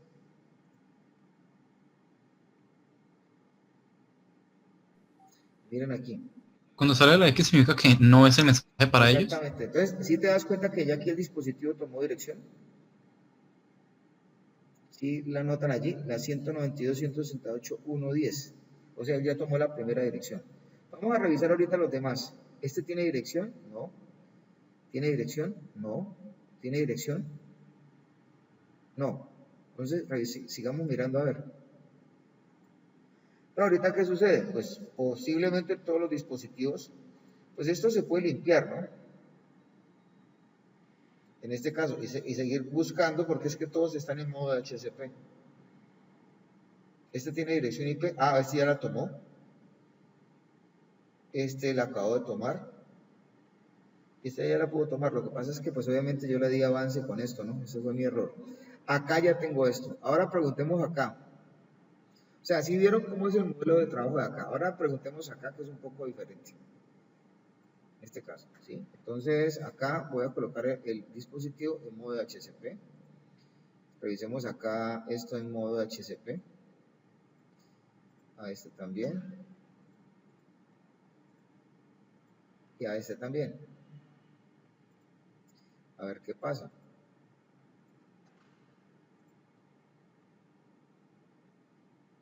¿Hubo colisión? No. No, no hubo colisión. Pero sí hubo broadcast.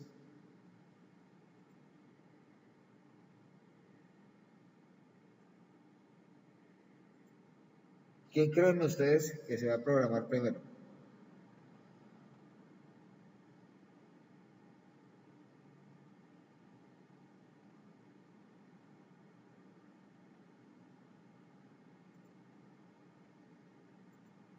¿Cómo, profe, perdón? ¿Cuál computador creen ustedes que se va a programar primero con la dirección que estamos esperando? Porque es que estos son mensajes de conectividad. Miren que acá no hubo broadcast. Realmente, bueno, aquí sí hubo broadcast. Lo que pasa es que no hubo colisión. Esto que estamos mirando en este momento son peticiones de DHCP de todos los dispositivos al tiempo. ¿Ya? Este debe tener direccionamiento IP. Ahí está. ¿Ya? ¿Sí están viendo? Sí, Lo profe. alcancé a pillar.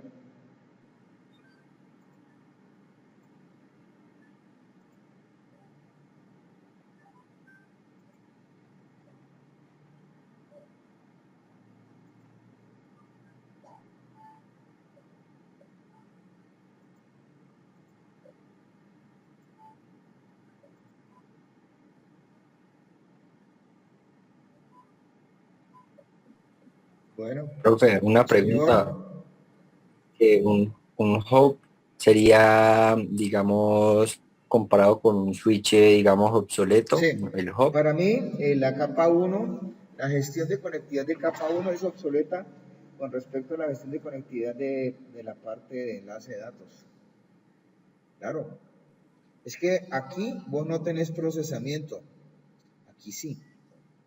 Esa es la idea de esto, ¿no? En este caso. Y regularmente para, o sea, el hub se utiliza para qué? Pues O, te lo digo, si te digo la realidad, aquí ya están estas dos redes, en este caso, conectadas. Pues si yo te digo la realidad, el hub y el switch, o sea, ¿para qué uso un hub yo? Para el concepto técnico es que yo puedo usar un hub o un repetidor. Vamos a colocarlo aquí. Pongan atención. Este es un repetidor, ¿cierto? Entonces yo puedo, pues en este caso, conectarme de aquí al repetidor. Esto es Ethernet, entre otras cosas. Pues no pasa nada, ¿cierto? Y de acá al switch. ¿Para qué se usaría el concepto de repetidor? ¿Qué es un repetidor? Es un hub de dos puertos. ¿Qué es un hub? Es un repetidor multipuerto. O sea, el concepto básico del hub es el repetidor. ¿Para qué serviría esto? Para extender eléctricamente el recorrido de distancia que hay en un circuito de comunicaciones. Por ejemplo, el estándar que nosotros estamos manejando, en este caso, involucra que el recorrido desde acá hasta acá, actualmente se maneja más o menos una longitud máxima entre 90 y 100 metros. ¿Qué es lo que podría hacer yo con el repetidor? Pues si supongamos que el cable me llegó hasta aquí, hasta los 100 metros, o hasta los 90 metros, entonces yo ubico un repetidor para volver y aumentar específicamente de forma eléctrica la distancia. ¿Sí me entendió? Entonces para eso, o sea, serviría como para no perder datos, no para no perder datos, repetidor. sino para mejorar la conectividad eléctrica de un circuito físico, para extender su longitud eléctrica. No es para recuperar datos. ¿Está claro? En pocas palabras, ya que se terminó el cable y necesito conectarlo, utilizo más bien este para O volver a sea, mandar el en mensaje. otras palabras, no. En otras palabras, cuando el recorrido eléctrico de forma física le llega hasta aquí, Ok, ok. entonces, de pronto que supuestamente aquí le lleguen los 100 metros.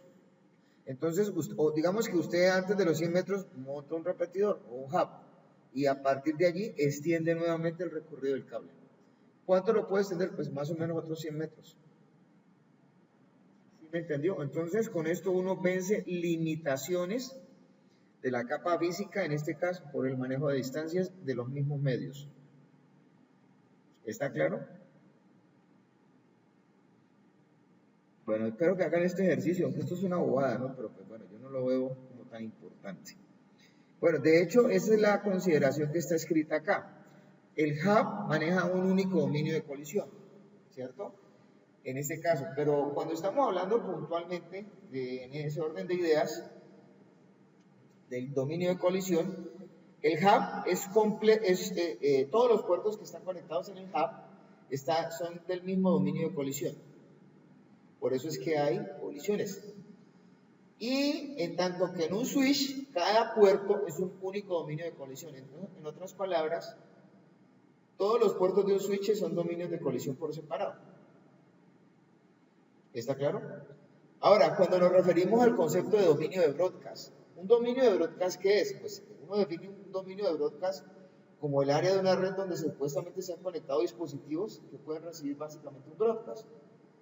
Normalmente el concepto de broadcast es manejado a nivel de enlace de datos el nivel de capa 1, ¿ya? Entonces, convencionalmente, a nivel de enlace de datos uno puede tener varios dominios de broadcast. De hecho, para separar un dominio de broadcast de otro, uno que usa conceptos de capa 3. Los enrutadores, de hecho, bloquean los mecanismos de broadcast o los dominios de broadcast. ¿Ya? Aquí tienen ustedes un hub. Eso es una foto. ¿Ya? Físicamente hablando, ¿qué es un hub? Pues aquí tenemos en el ejercicio que estuvimos haciendo, esto es un hub. ¿Sí? Esto es un hub. Yo puedo, pues, si quiero, le puedo meter hasta más tarjetas. Esto es un poco diferente, ¿no? Le puedo meter hasta interfaces a fibra. Pues el repetidor yo lo puedo configurar como un adaptador de medios. De hecho, yo puedo configurar este repetidor como un adaptador de medios. ¿Ya? En este caso. Lo que pasa es que este switch no tiene la disposición de montar, por ejemplo, cosas a fibra. Pero si yo tuviera que hacerlo, voy a hacer un ejercicio bien raro. Supongamos que yo tengo que extender esto eléctricamente y usarlo con una nube, supongamos. Entonces, digamos que yo puedo implementar estas cosas así, en este caso, ¿ya?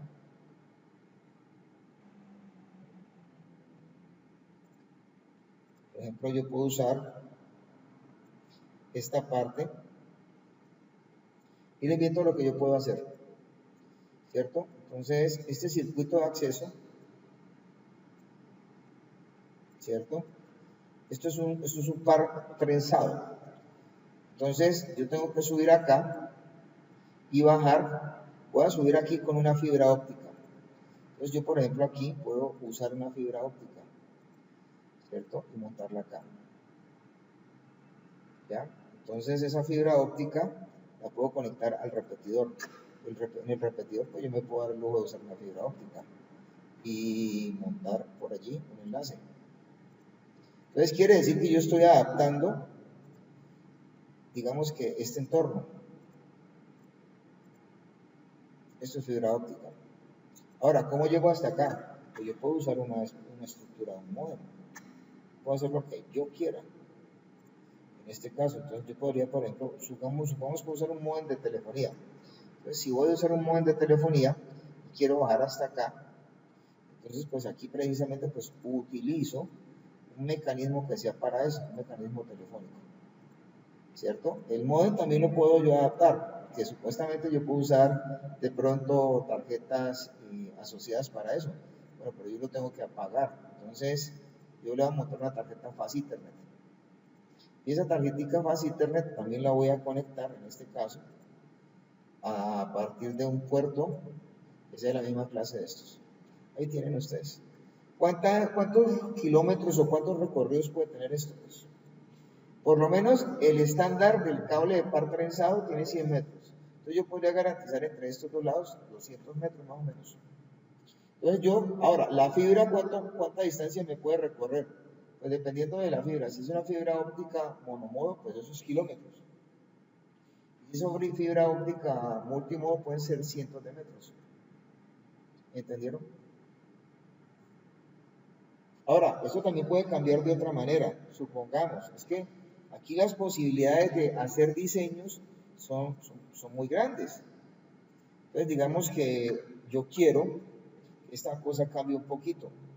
Preste mucha atención. Entonces, yo, por ejemplo, yo puedo hacer esto. Y aquí estoy dando cuenta de esto. Pueden ser cosas que yo puedo implementar. Entonces, yo, por ejemplo, yo puedo implementar esta fibra entre este hub, y esto sí está bien lejos. A este dispositivo que está aquí, por ejemplo, yo le voy a conectar digamos que un cable de par trenzado. Pues quito esta tarjeta y monto y conecto esto, por ejemplo, a esta nube. Entonces, en este dispositivo, pues lo traigo desde acá a una de estas interfaces. Pues acá no está presente, pero pues yo aquí sí la monto. Cobre de par trenzado, aquí está. Entonces aquí yo puedo, imagínense cuánto, aquí yo tengo esto más adaptado que un berraco. Ya está esto, entonces acá lo que hago es prender la nube nuevamente. Profe, una Bueno, esto ¿por preguntita. qué no está conectado bien? Porque esto supuestamente está ajustado por estándares. Entonces aquí tiene que haber un cable cruzado. Señor, cuente. Profe, es que de pronto, no sé, no me quedó del todo claro qué función cumple el repetidor como tal, Pero hace así. rato estoy demostrándolo.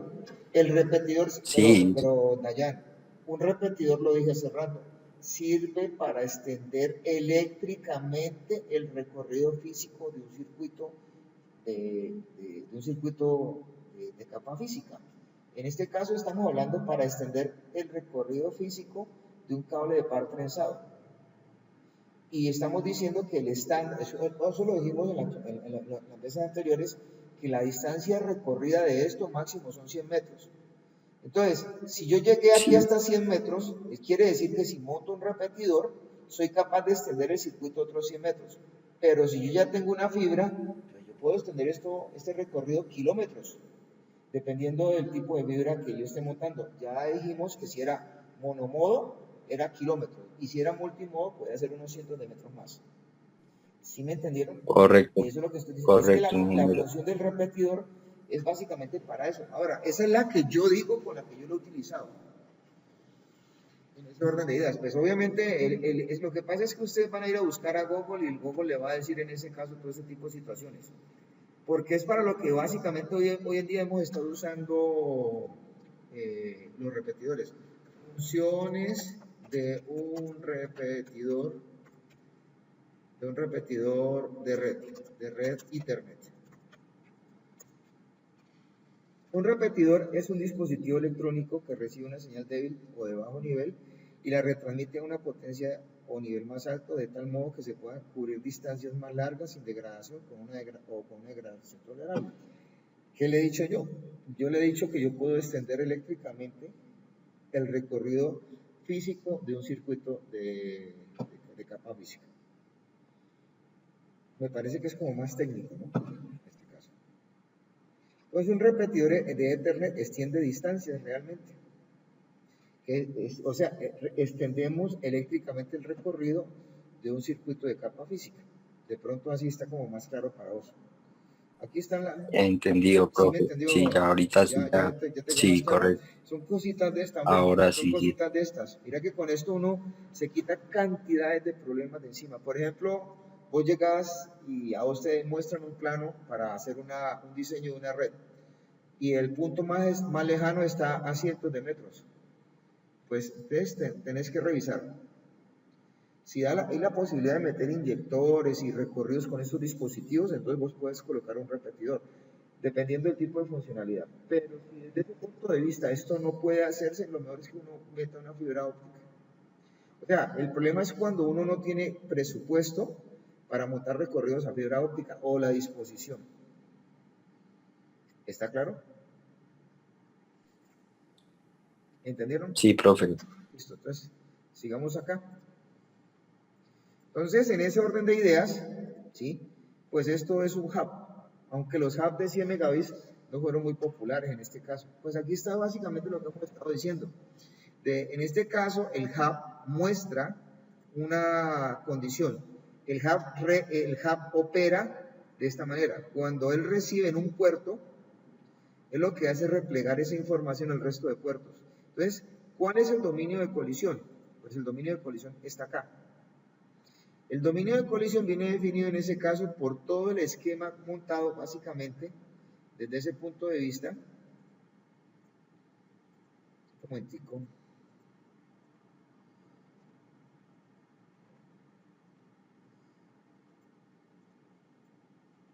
Bueno, no lo puedo modificar. Entonces, ¿cuál es el dominio de colisión? Pues es que el dominio de colisión es ese. ¿Ya? Ese es el dominio de colisión. ¿Ya? ¿Qué es el dominio de colisión? Todos los hubs. Usted, por ejemplo, monta una cosa así y ahí tiene su problema. Todo eso es un único dominio de colisión. Lo que pasa es que eso pasaba antes.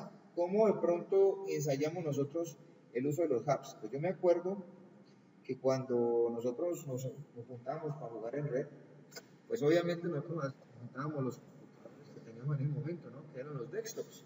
En ese momento los portátiles eran un lujo muy alto, que nadie podía, básicamente, eran poco asequibles. Hoy en día pues un portátil es muy asequible.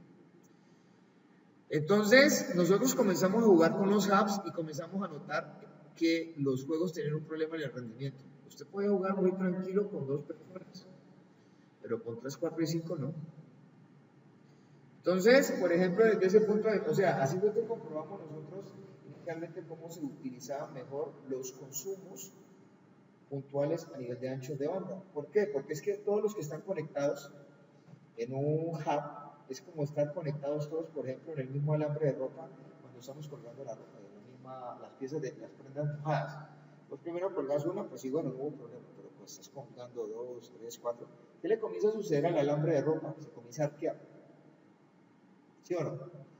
Entonces, si vos llegas y le metes ropas o prendas mojadas, ¿qué va a suceder con esa parte? Pues te vas a encontrar que puntualmente hablando, esa situación va a mostrar que va a colapsar en cualquier momento el alambre se rompe. De hecho, no es que un hub se rompa por conectar dispositivos, sino que el dispositivo se colapsa en este caso. Ahora, cuando ya esta situación fundamentalmente comienza a generar todo este tipo de problemas, pues ya sabemos que los broadcasts, en este caso, pues son un concepto que se usó como la parte inicial para ir extendiendo el concepto de Ethernet en este caso. O sea, el Ethernet que se estuvo trabajando en ese momento usando hubs era muy ineficiente. Entonces, en ese orden de ideas, el broadcast no puede ser enteramente permitido porque pues obviamente, o sea, no permite unas funciones bastante estables para mantener en ese caso en operación una red. ¿Por qué? Porque es que los dispositivos como repetidores y hubs, en este caso, y en especial también los switches y los bridges, deben de reenviar el broadcast. Pero, ¿cuál es la diferencia entre ellos dos? Es la capacidad de conmutación que tiene, por ejemplo, el switch con respecto al hub. De pronto el dispositivo de capa 1 no tiene opción porque ellos no miran la dirección física, porque es que a ellos les da lo mismo 8 que 80 tener allí algo en red. En cambio los dispositivos de capa 2 tienen de ventaja, es que ellos operan específicamente, de forma muy específica, revisando las direcciones de enlace de datos. Entonces, en ese orden de ideas, por eso esa situación es un poco mucho mejor. Entonces, cuando se están usando hubs, pues obviamente estamos, digamos que derrochando o estamos no manejando muy bien el concepto del ancho de banda. Cuando ya viene el switch, el concepto del switch, pues nosotros probamos los juegos cuando jugamos con hubs y con switches. Obviamente, pues eso era una cosa, conseguirse un switch, eso era una cosa bastante, o sea, eso era una cosa sofisticadísima. Ya cuando llega el concepto del switch, entonces nos damos cuenta nosotros que el switch es un dispositivo que tiene conceptos de aprendizaje por puerto, porque el switch tiene una memoria tipo CAM o tiene una estructura tipo CAM que son memorias direccionales por contenido que se fijan mucho en la dirección física que está reflejando cada dispositivo conectado en cada puerto. Entonces, en ese caso, pues obviamente, ¿qué dirección física se registra? La del dispositivo que esté activo en cada puerto. Y él la va manejando y la va llenando, en este caso, en una tabla de direccionamiento MAC. De hecho, se hacen pequeños broadcasts para que el dispositivo reconozca todos los dispositivos, todos los elementos que están conectados a su arquitectura. Entonces, obviamente, el switch tiene una característica muy eficiente. Él, por ejemplo, al comienzo comienza a inundar los puertos con sus broadcasts. Pero, ¿cuál es el motivo de hacerlo? Para reconocer quién está conectado. Una vez que eso pasa, pues él ya tiene el concepto y la conciencia de todo lo que él conoce, en este caso. Y para que eso, pues obviamente no vuelva a suceder, ¿qué hace? Pues él recuerda que hay conectado entre los puntos de su matriz de conmutación. Entonces, lo que él que hace, él los asocia bajo el concepto de un circuito. Y entonces es allí donde nosotros podemos hablar, puntualmente hablando, del concepto más aplicado, más eficiente de los switches, que es que no hayan colisiones. Y eso se evidencia con mucho más rigor cuando de hecho el mismo switch implementa fundamentalmente el concepto del full duplex, en este caso. Porque es que el switch puede ser o HAL o full duplex, pero un switch que te trabaja HAL duplex ya no tiene sentido. ¿Está claro hasta ahí? Entonces, en esto, pues vamos a considerar nosotros que los dominios de colisión del switch son prácticamente localizados por cada puerto. ¿Cuántos dominios de colisión tiene un switch? Pues tantos como puertos tenga. ¿Cuántos dominios de broadcast? Pues uno solo. En un hub, ¿cuántos dominios de colisión hay? Pues todo el hub es un solo dominio de colisión, un único dominio de colisión. ¿Cuántos dominios de broadcast hay? Pues uno solo. ¿Quedó claro? En este ejercicio, por ejemplo, podemos notar que podemos evidenciar algunas cosas. Fíjense, en este caso, que yo lo puedo hasta de pronto migrar a la cosa que está acá, ¿cierto? Entonces, digamos que yo voy a conectar, voy a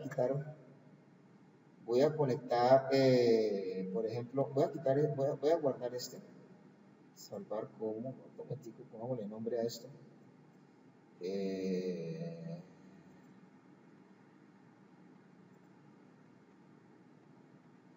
Pongámosle nombre. Lo vamos a colocar aquí.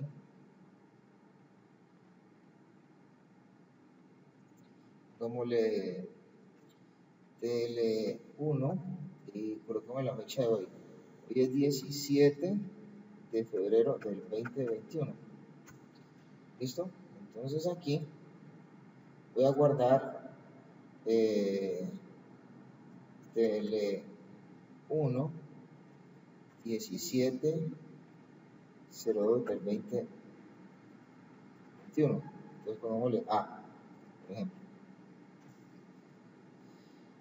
¿Listo? Ahorita voy a guardar esto, lo voy a guardar con otro nombre. Voy a colocarle B. Entonces aquí voy a borrar esto. ¿Cierto? Voy a quitar esto. Pero entonces, en este caso, voy a copiar este. ¿Sí o no? A esto que está aquí, pues le voy a cambiar puntualmente todo. Entonces, esto va a ser, por ejemplo, el 15. Este va a ser el 16. ¿Cierto? Este va a ser de acá el 17.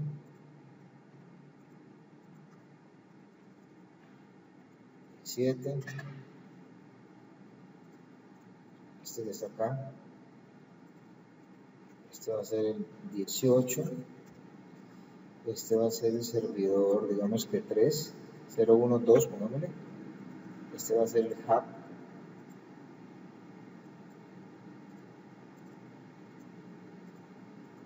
El hub 2.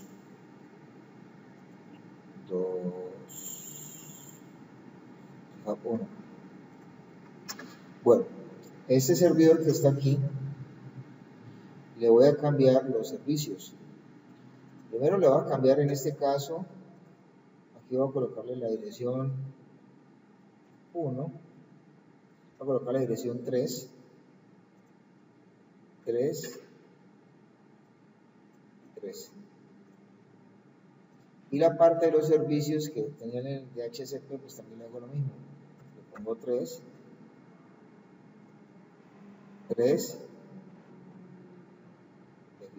que arranque en 10 y salvamos.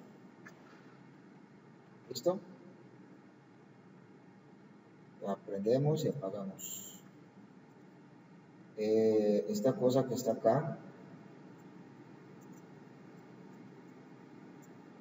voy a tirar para acá. Estas cosas que están aquí. Y pues obviamente voy a traer esto para acá de esta manera.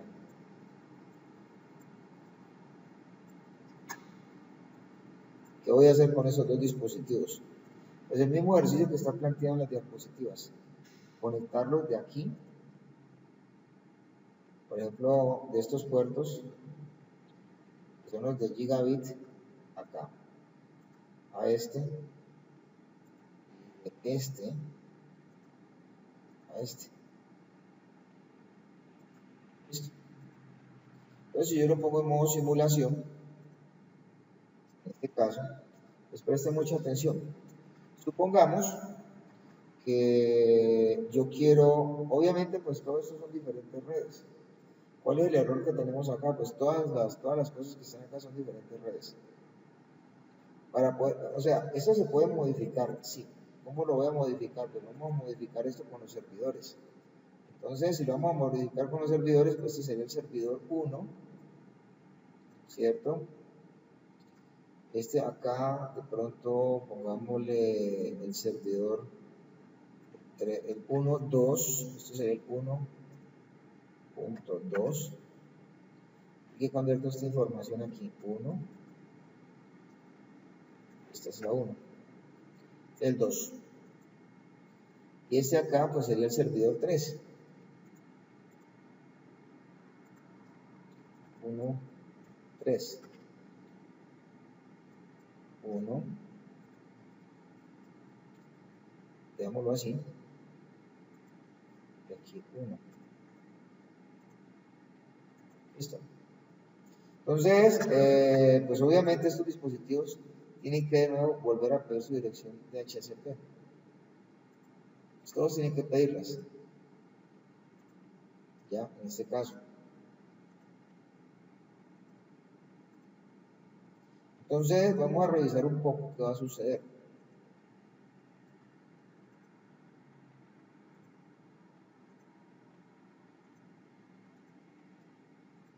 ¿Ya?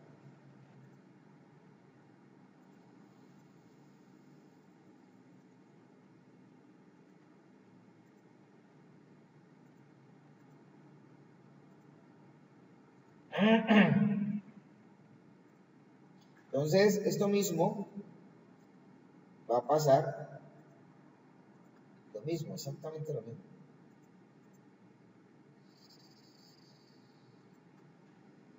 Entonces, démosle avance a eso.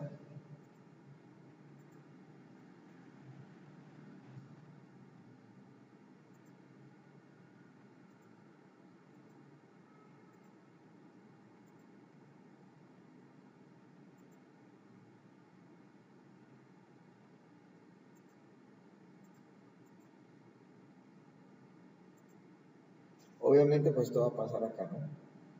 Entonces, están viendo que aquí hay un broadcast, aquí hay un broadcast, pero todo el dominio, o sea, la pregunta es muy simple, con respecto a lo que está acá. Nos están diciendo nosotros aquí, fundamentalmente, ¿qué pasa acá? Pues obviamente todo esto que está aquí es un único dominio de broadcast, un único dominio de colisión. Eso es un único dominio de colisión, a pesar de que aquí hay un switch del cual se cuelga un hub. Por ejemplo, ¿cuántos dominios que estamos viendo acá de colisión existen? Pues hay 1, 2, 3, 4 conectados. No más. ¿Cuántos dispositivos hay conectados? Ah, que es que hay 8. Sí, claro. Sí, hay 8 dispositivos conectados. ¿Sí está claro? Entonces, en ese caso, Sí. digamos que el switch, lo que tiene en ese orden de ideas, es una matriz de conmutación que separa, lógicamente, cada puerto, cada dispositivo, en este caso conectado, por las capacidades de la parte de enlace de datos, ¿cierto? Entonces, probablemente nosotros sí tenemos 4 dominios de colisión, pero un único dominio de broadcast. Ahora, estos dispositivos cuando están en el mismo tipo de switch, están en la misma red, en este caso. Y esto es lo que se reconoce como un dominio de broadcast. Tener un dominio de broadcast es hablar del mismo esquema, un mismo esquema de red, ¿no? En este caso. Ahora, los switches, para poder tomar todas estas determinaciones y todos esos trabajos dentro de la parte de enlace de datos, pues obviamente ofrecen desde ese punto de vista, ya en ese orden de ideas, ¿sí? Unas operaciones básicas, ¿sí? Que son el aprendizaje, la determinación de la edad, en este caso, por conceptos de inactividad, la inundación, el forwarding y el filtrado. Entonces, ese tipo de situaciones son las que básicamente harán que los switches trabajen. Esto que está acá ahorita ya eso es otro asunto, eso se llama el protocolo ARP. El protocolo ARP es otra cosa. Es un protocolo que necesitamos conocer porque es el protocolo que realmente nos facilita a nosotros las entregas. De hecho, y de forma muy puntual, en este caso, ¿cuál sería la disposición de cambiar todo este asunto? ¿Ya? Entonces, digamos que si yo considerara, en este sentido, la disposición de manejar esto mejor, entonces yo, por ejemplo, colocaría un router. ¿Sí? Y ese router estaría yéndose a conectar desde aquí, acá. Entonces, ¿qué tengo que hacer para que el router funcione? Pues sencillamente activarlo, ¿no? Vamos a apagarlo en modo de simulación. Quitarnos del modo de simulación y esperar a que este dispositivo funcione bien. En este caso, pues ustedes pueden apreciar esa interfaz está ahí apagada. Vamos a colocarle una dirección IP, 192.168.1.254. ¿Ya? En ese sentido. Esta sería la dirección IP que tendrían todos como gateway. Ahora, ¿quién iría a ejecutar el protocolo ARP? Supongamos que del exterior, digamos que yo conecté por acá, por otro lado, una cosa que se llama Internet. ¿Cierto?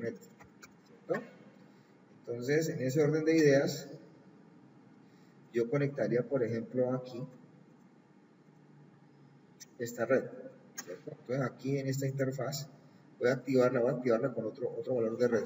Pongámosle 192, 168.100, no, pongámosle una dirección de internet. Pongámosle aquí una 220.2.1, supongamos, y esta máscara. ¿Cierto? Y acá, para este lado, en el servidor, que supuestamente es internet, voy a montar pues, un direccionamiento similar. Vamos a colocar la dirección 2, este dispositivo pues que sea el gateway, y este que sea por ejemplo su DNS, que tenga el valor 2. Entonces aquí nos estamos dando cuenta que en este caso, este dispositivo, si es internet, supongamos que todo esto están haciendo peticiones, ¿cierto? Entonces todas estas peticiones viajarían hasta acá y se devolverían. Yo por ejemplo lo puedo poner a funcionar. Supongamos que yo estoy haciendo una petición a nivel de HTTP. Voy a enviar un paquete de datos. ¿Esto tiene dirección? Vamos a ver. No tiene dirección. Nos toca decirle que tome direccionamiento. Ya la tenía. Ya tomó dirección. Entonces, yo voy a hacer que este paquete desde acá llegue hasta acá. Entonces, ahí falló. Entonces, voy a pasarlo a modo simulación. Voy a decirle que ese paquete avance desde allí, ¿cierto? Lo recibo ese servidor.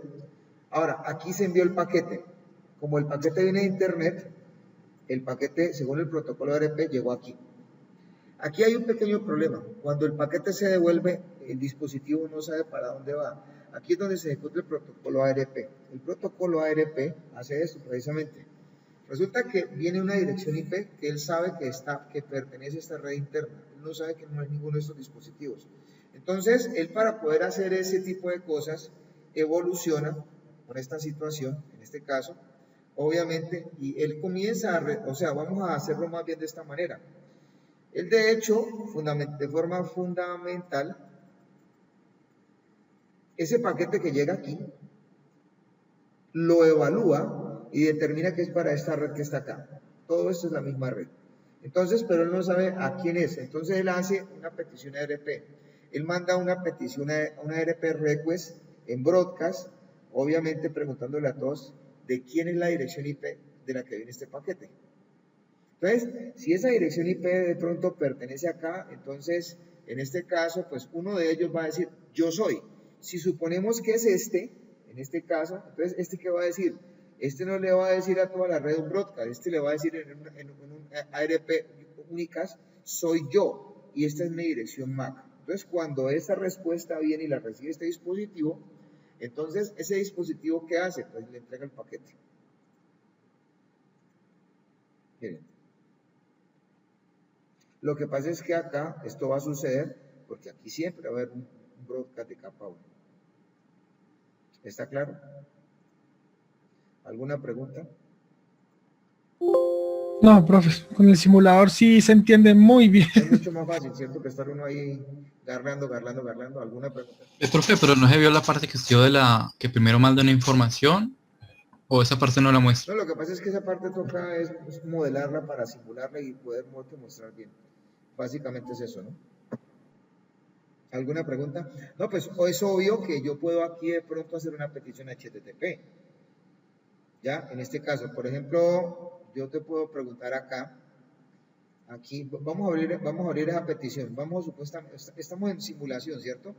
Mira, voy a abrir la dirección 200.20.2.2. Mira, entonces, ¿aquí qué está pasando? Ahí se envió, mire el milagro de navegar. Aquí apenas está abriéndose camino un paquete.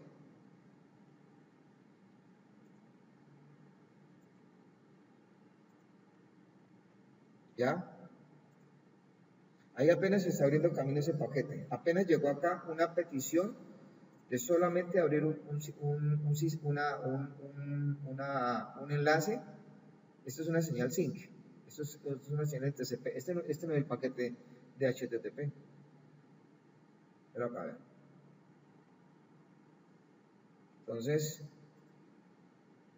¿qué tenemos que estar revisando? ¿Qué va a pasar aquí? Fíjense que cuando ese paquete llegue allí, todavía no vamos a notar que la página esté abierta.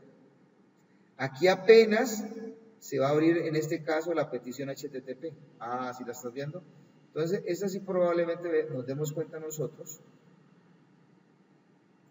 En este caso, cuando ella llegue acá, nos contesta el dispositivo.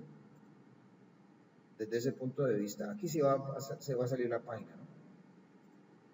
Ese es el milagro de navegar en el internet. Aquí yo creo que ya salió la paginita. ¿Listo? ¿Quedó claro? Bueno, muchísimas gracias. Pues. Sí, profe.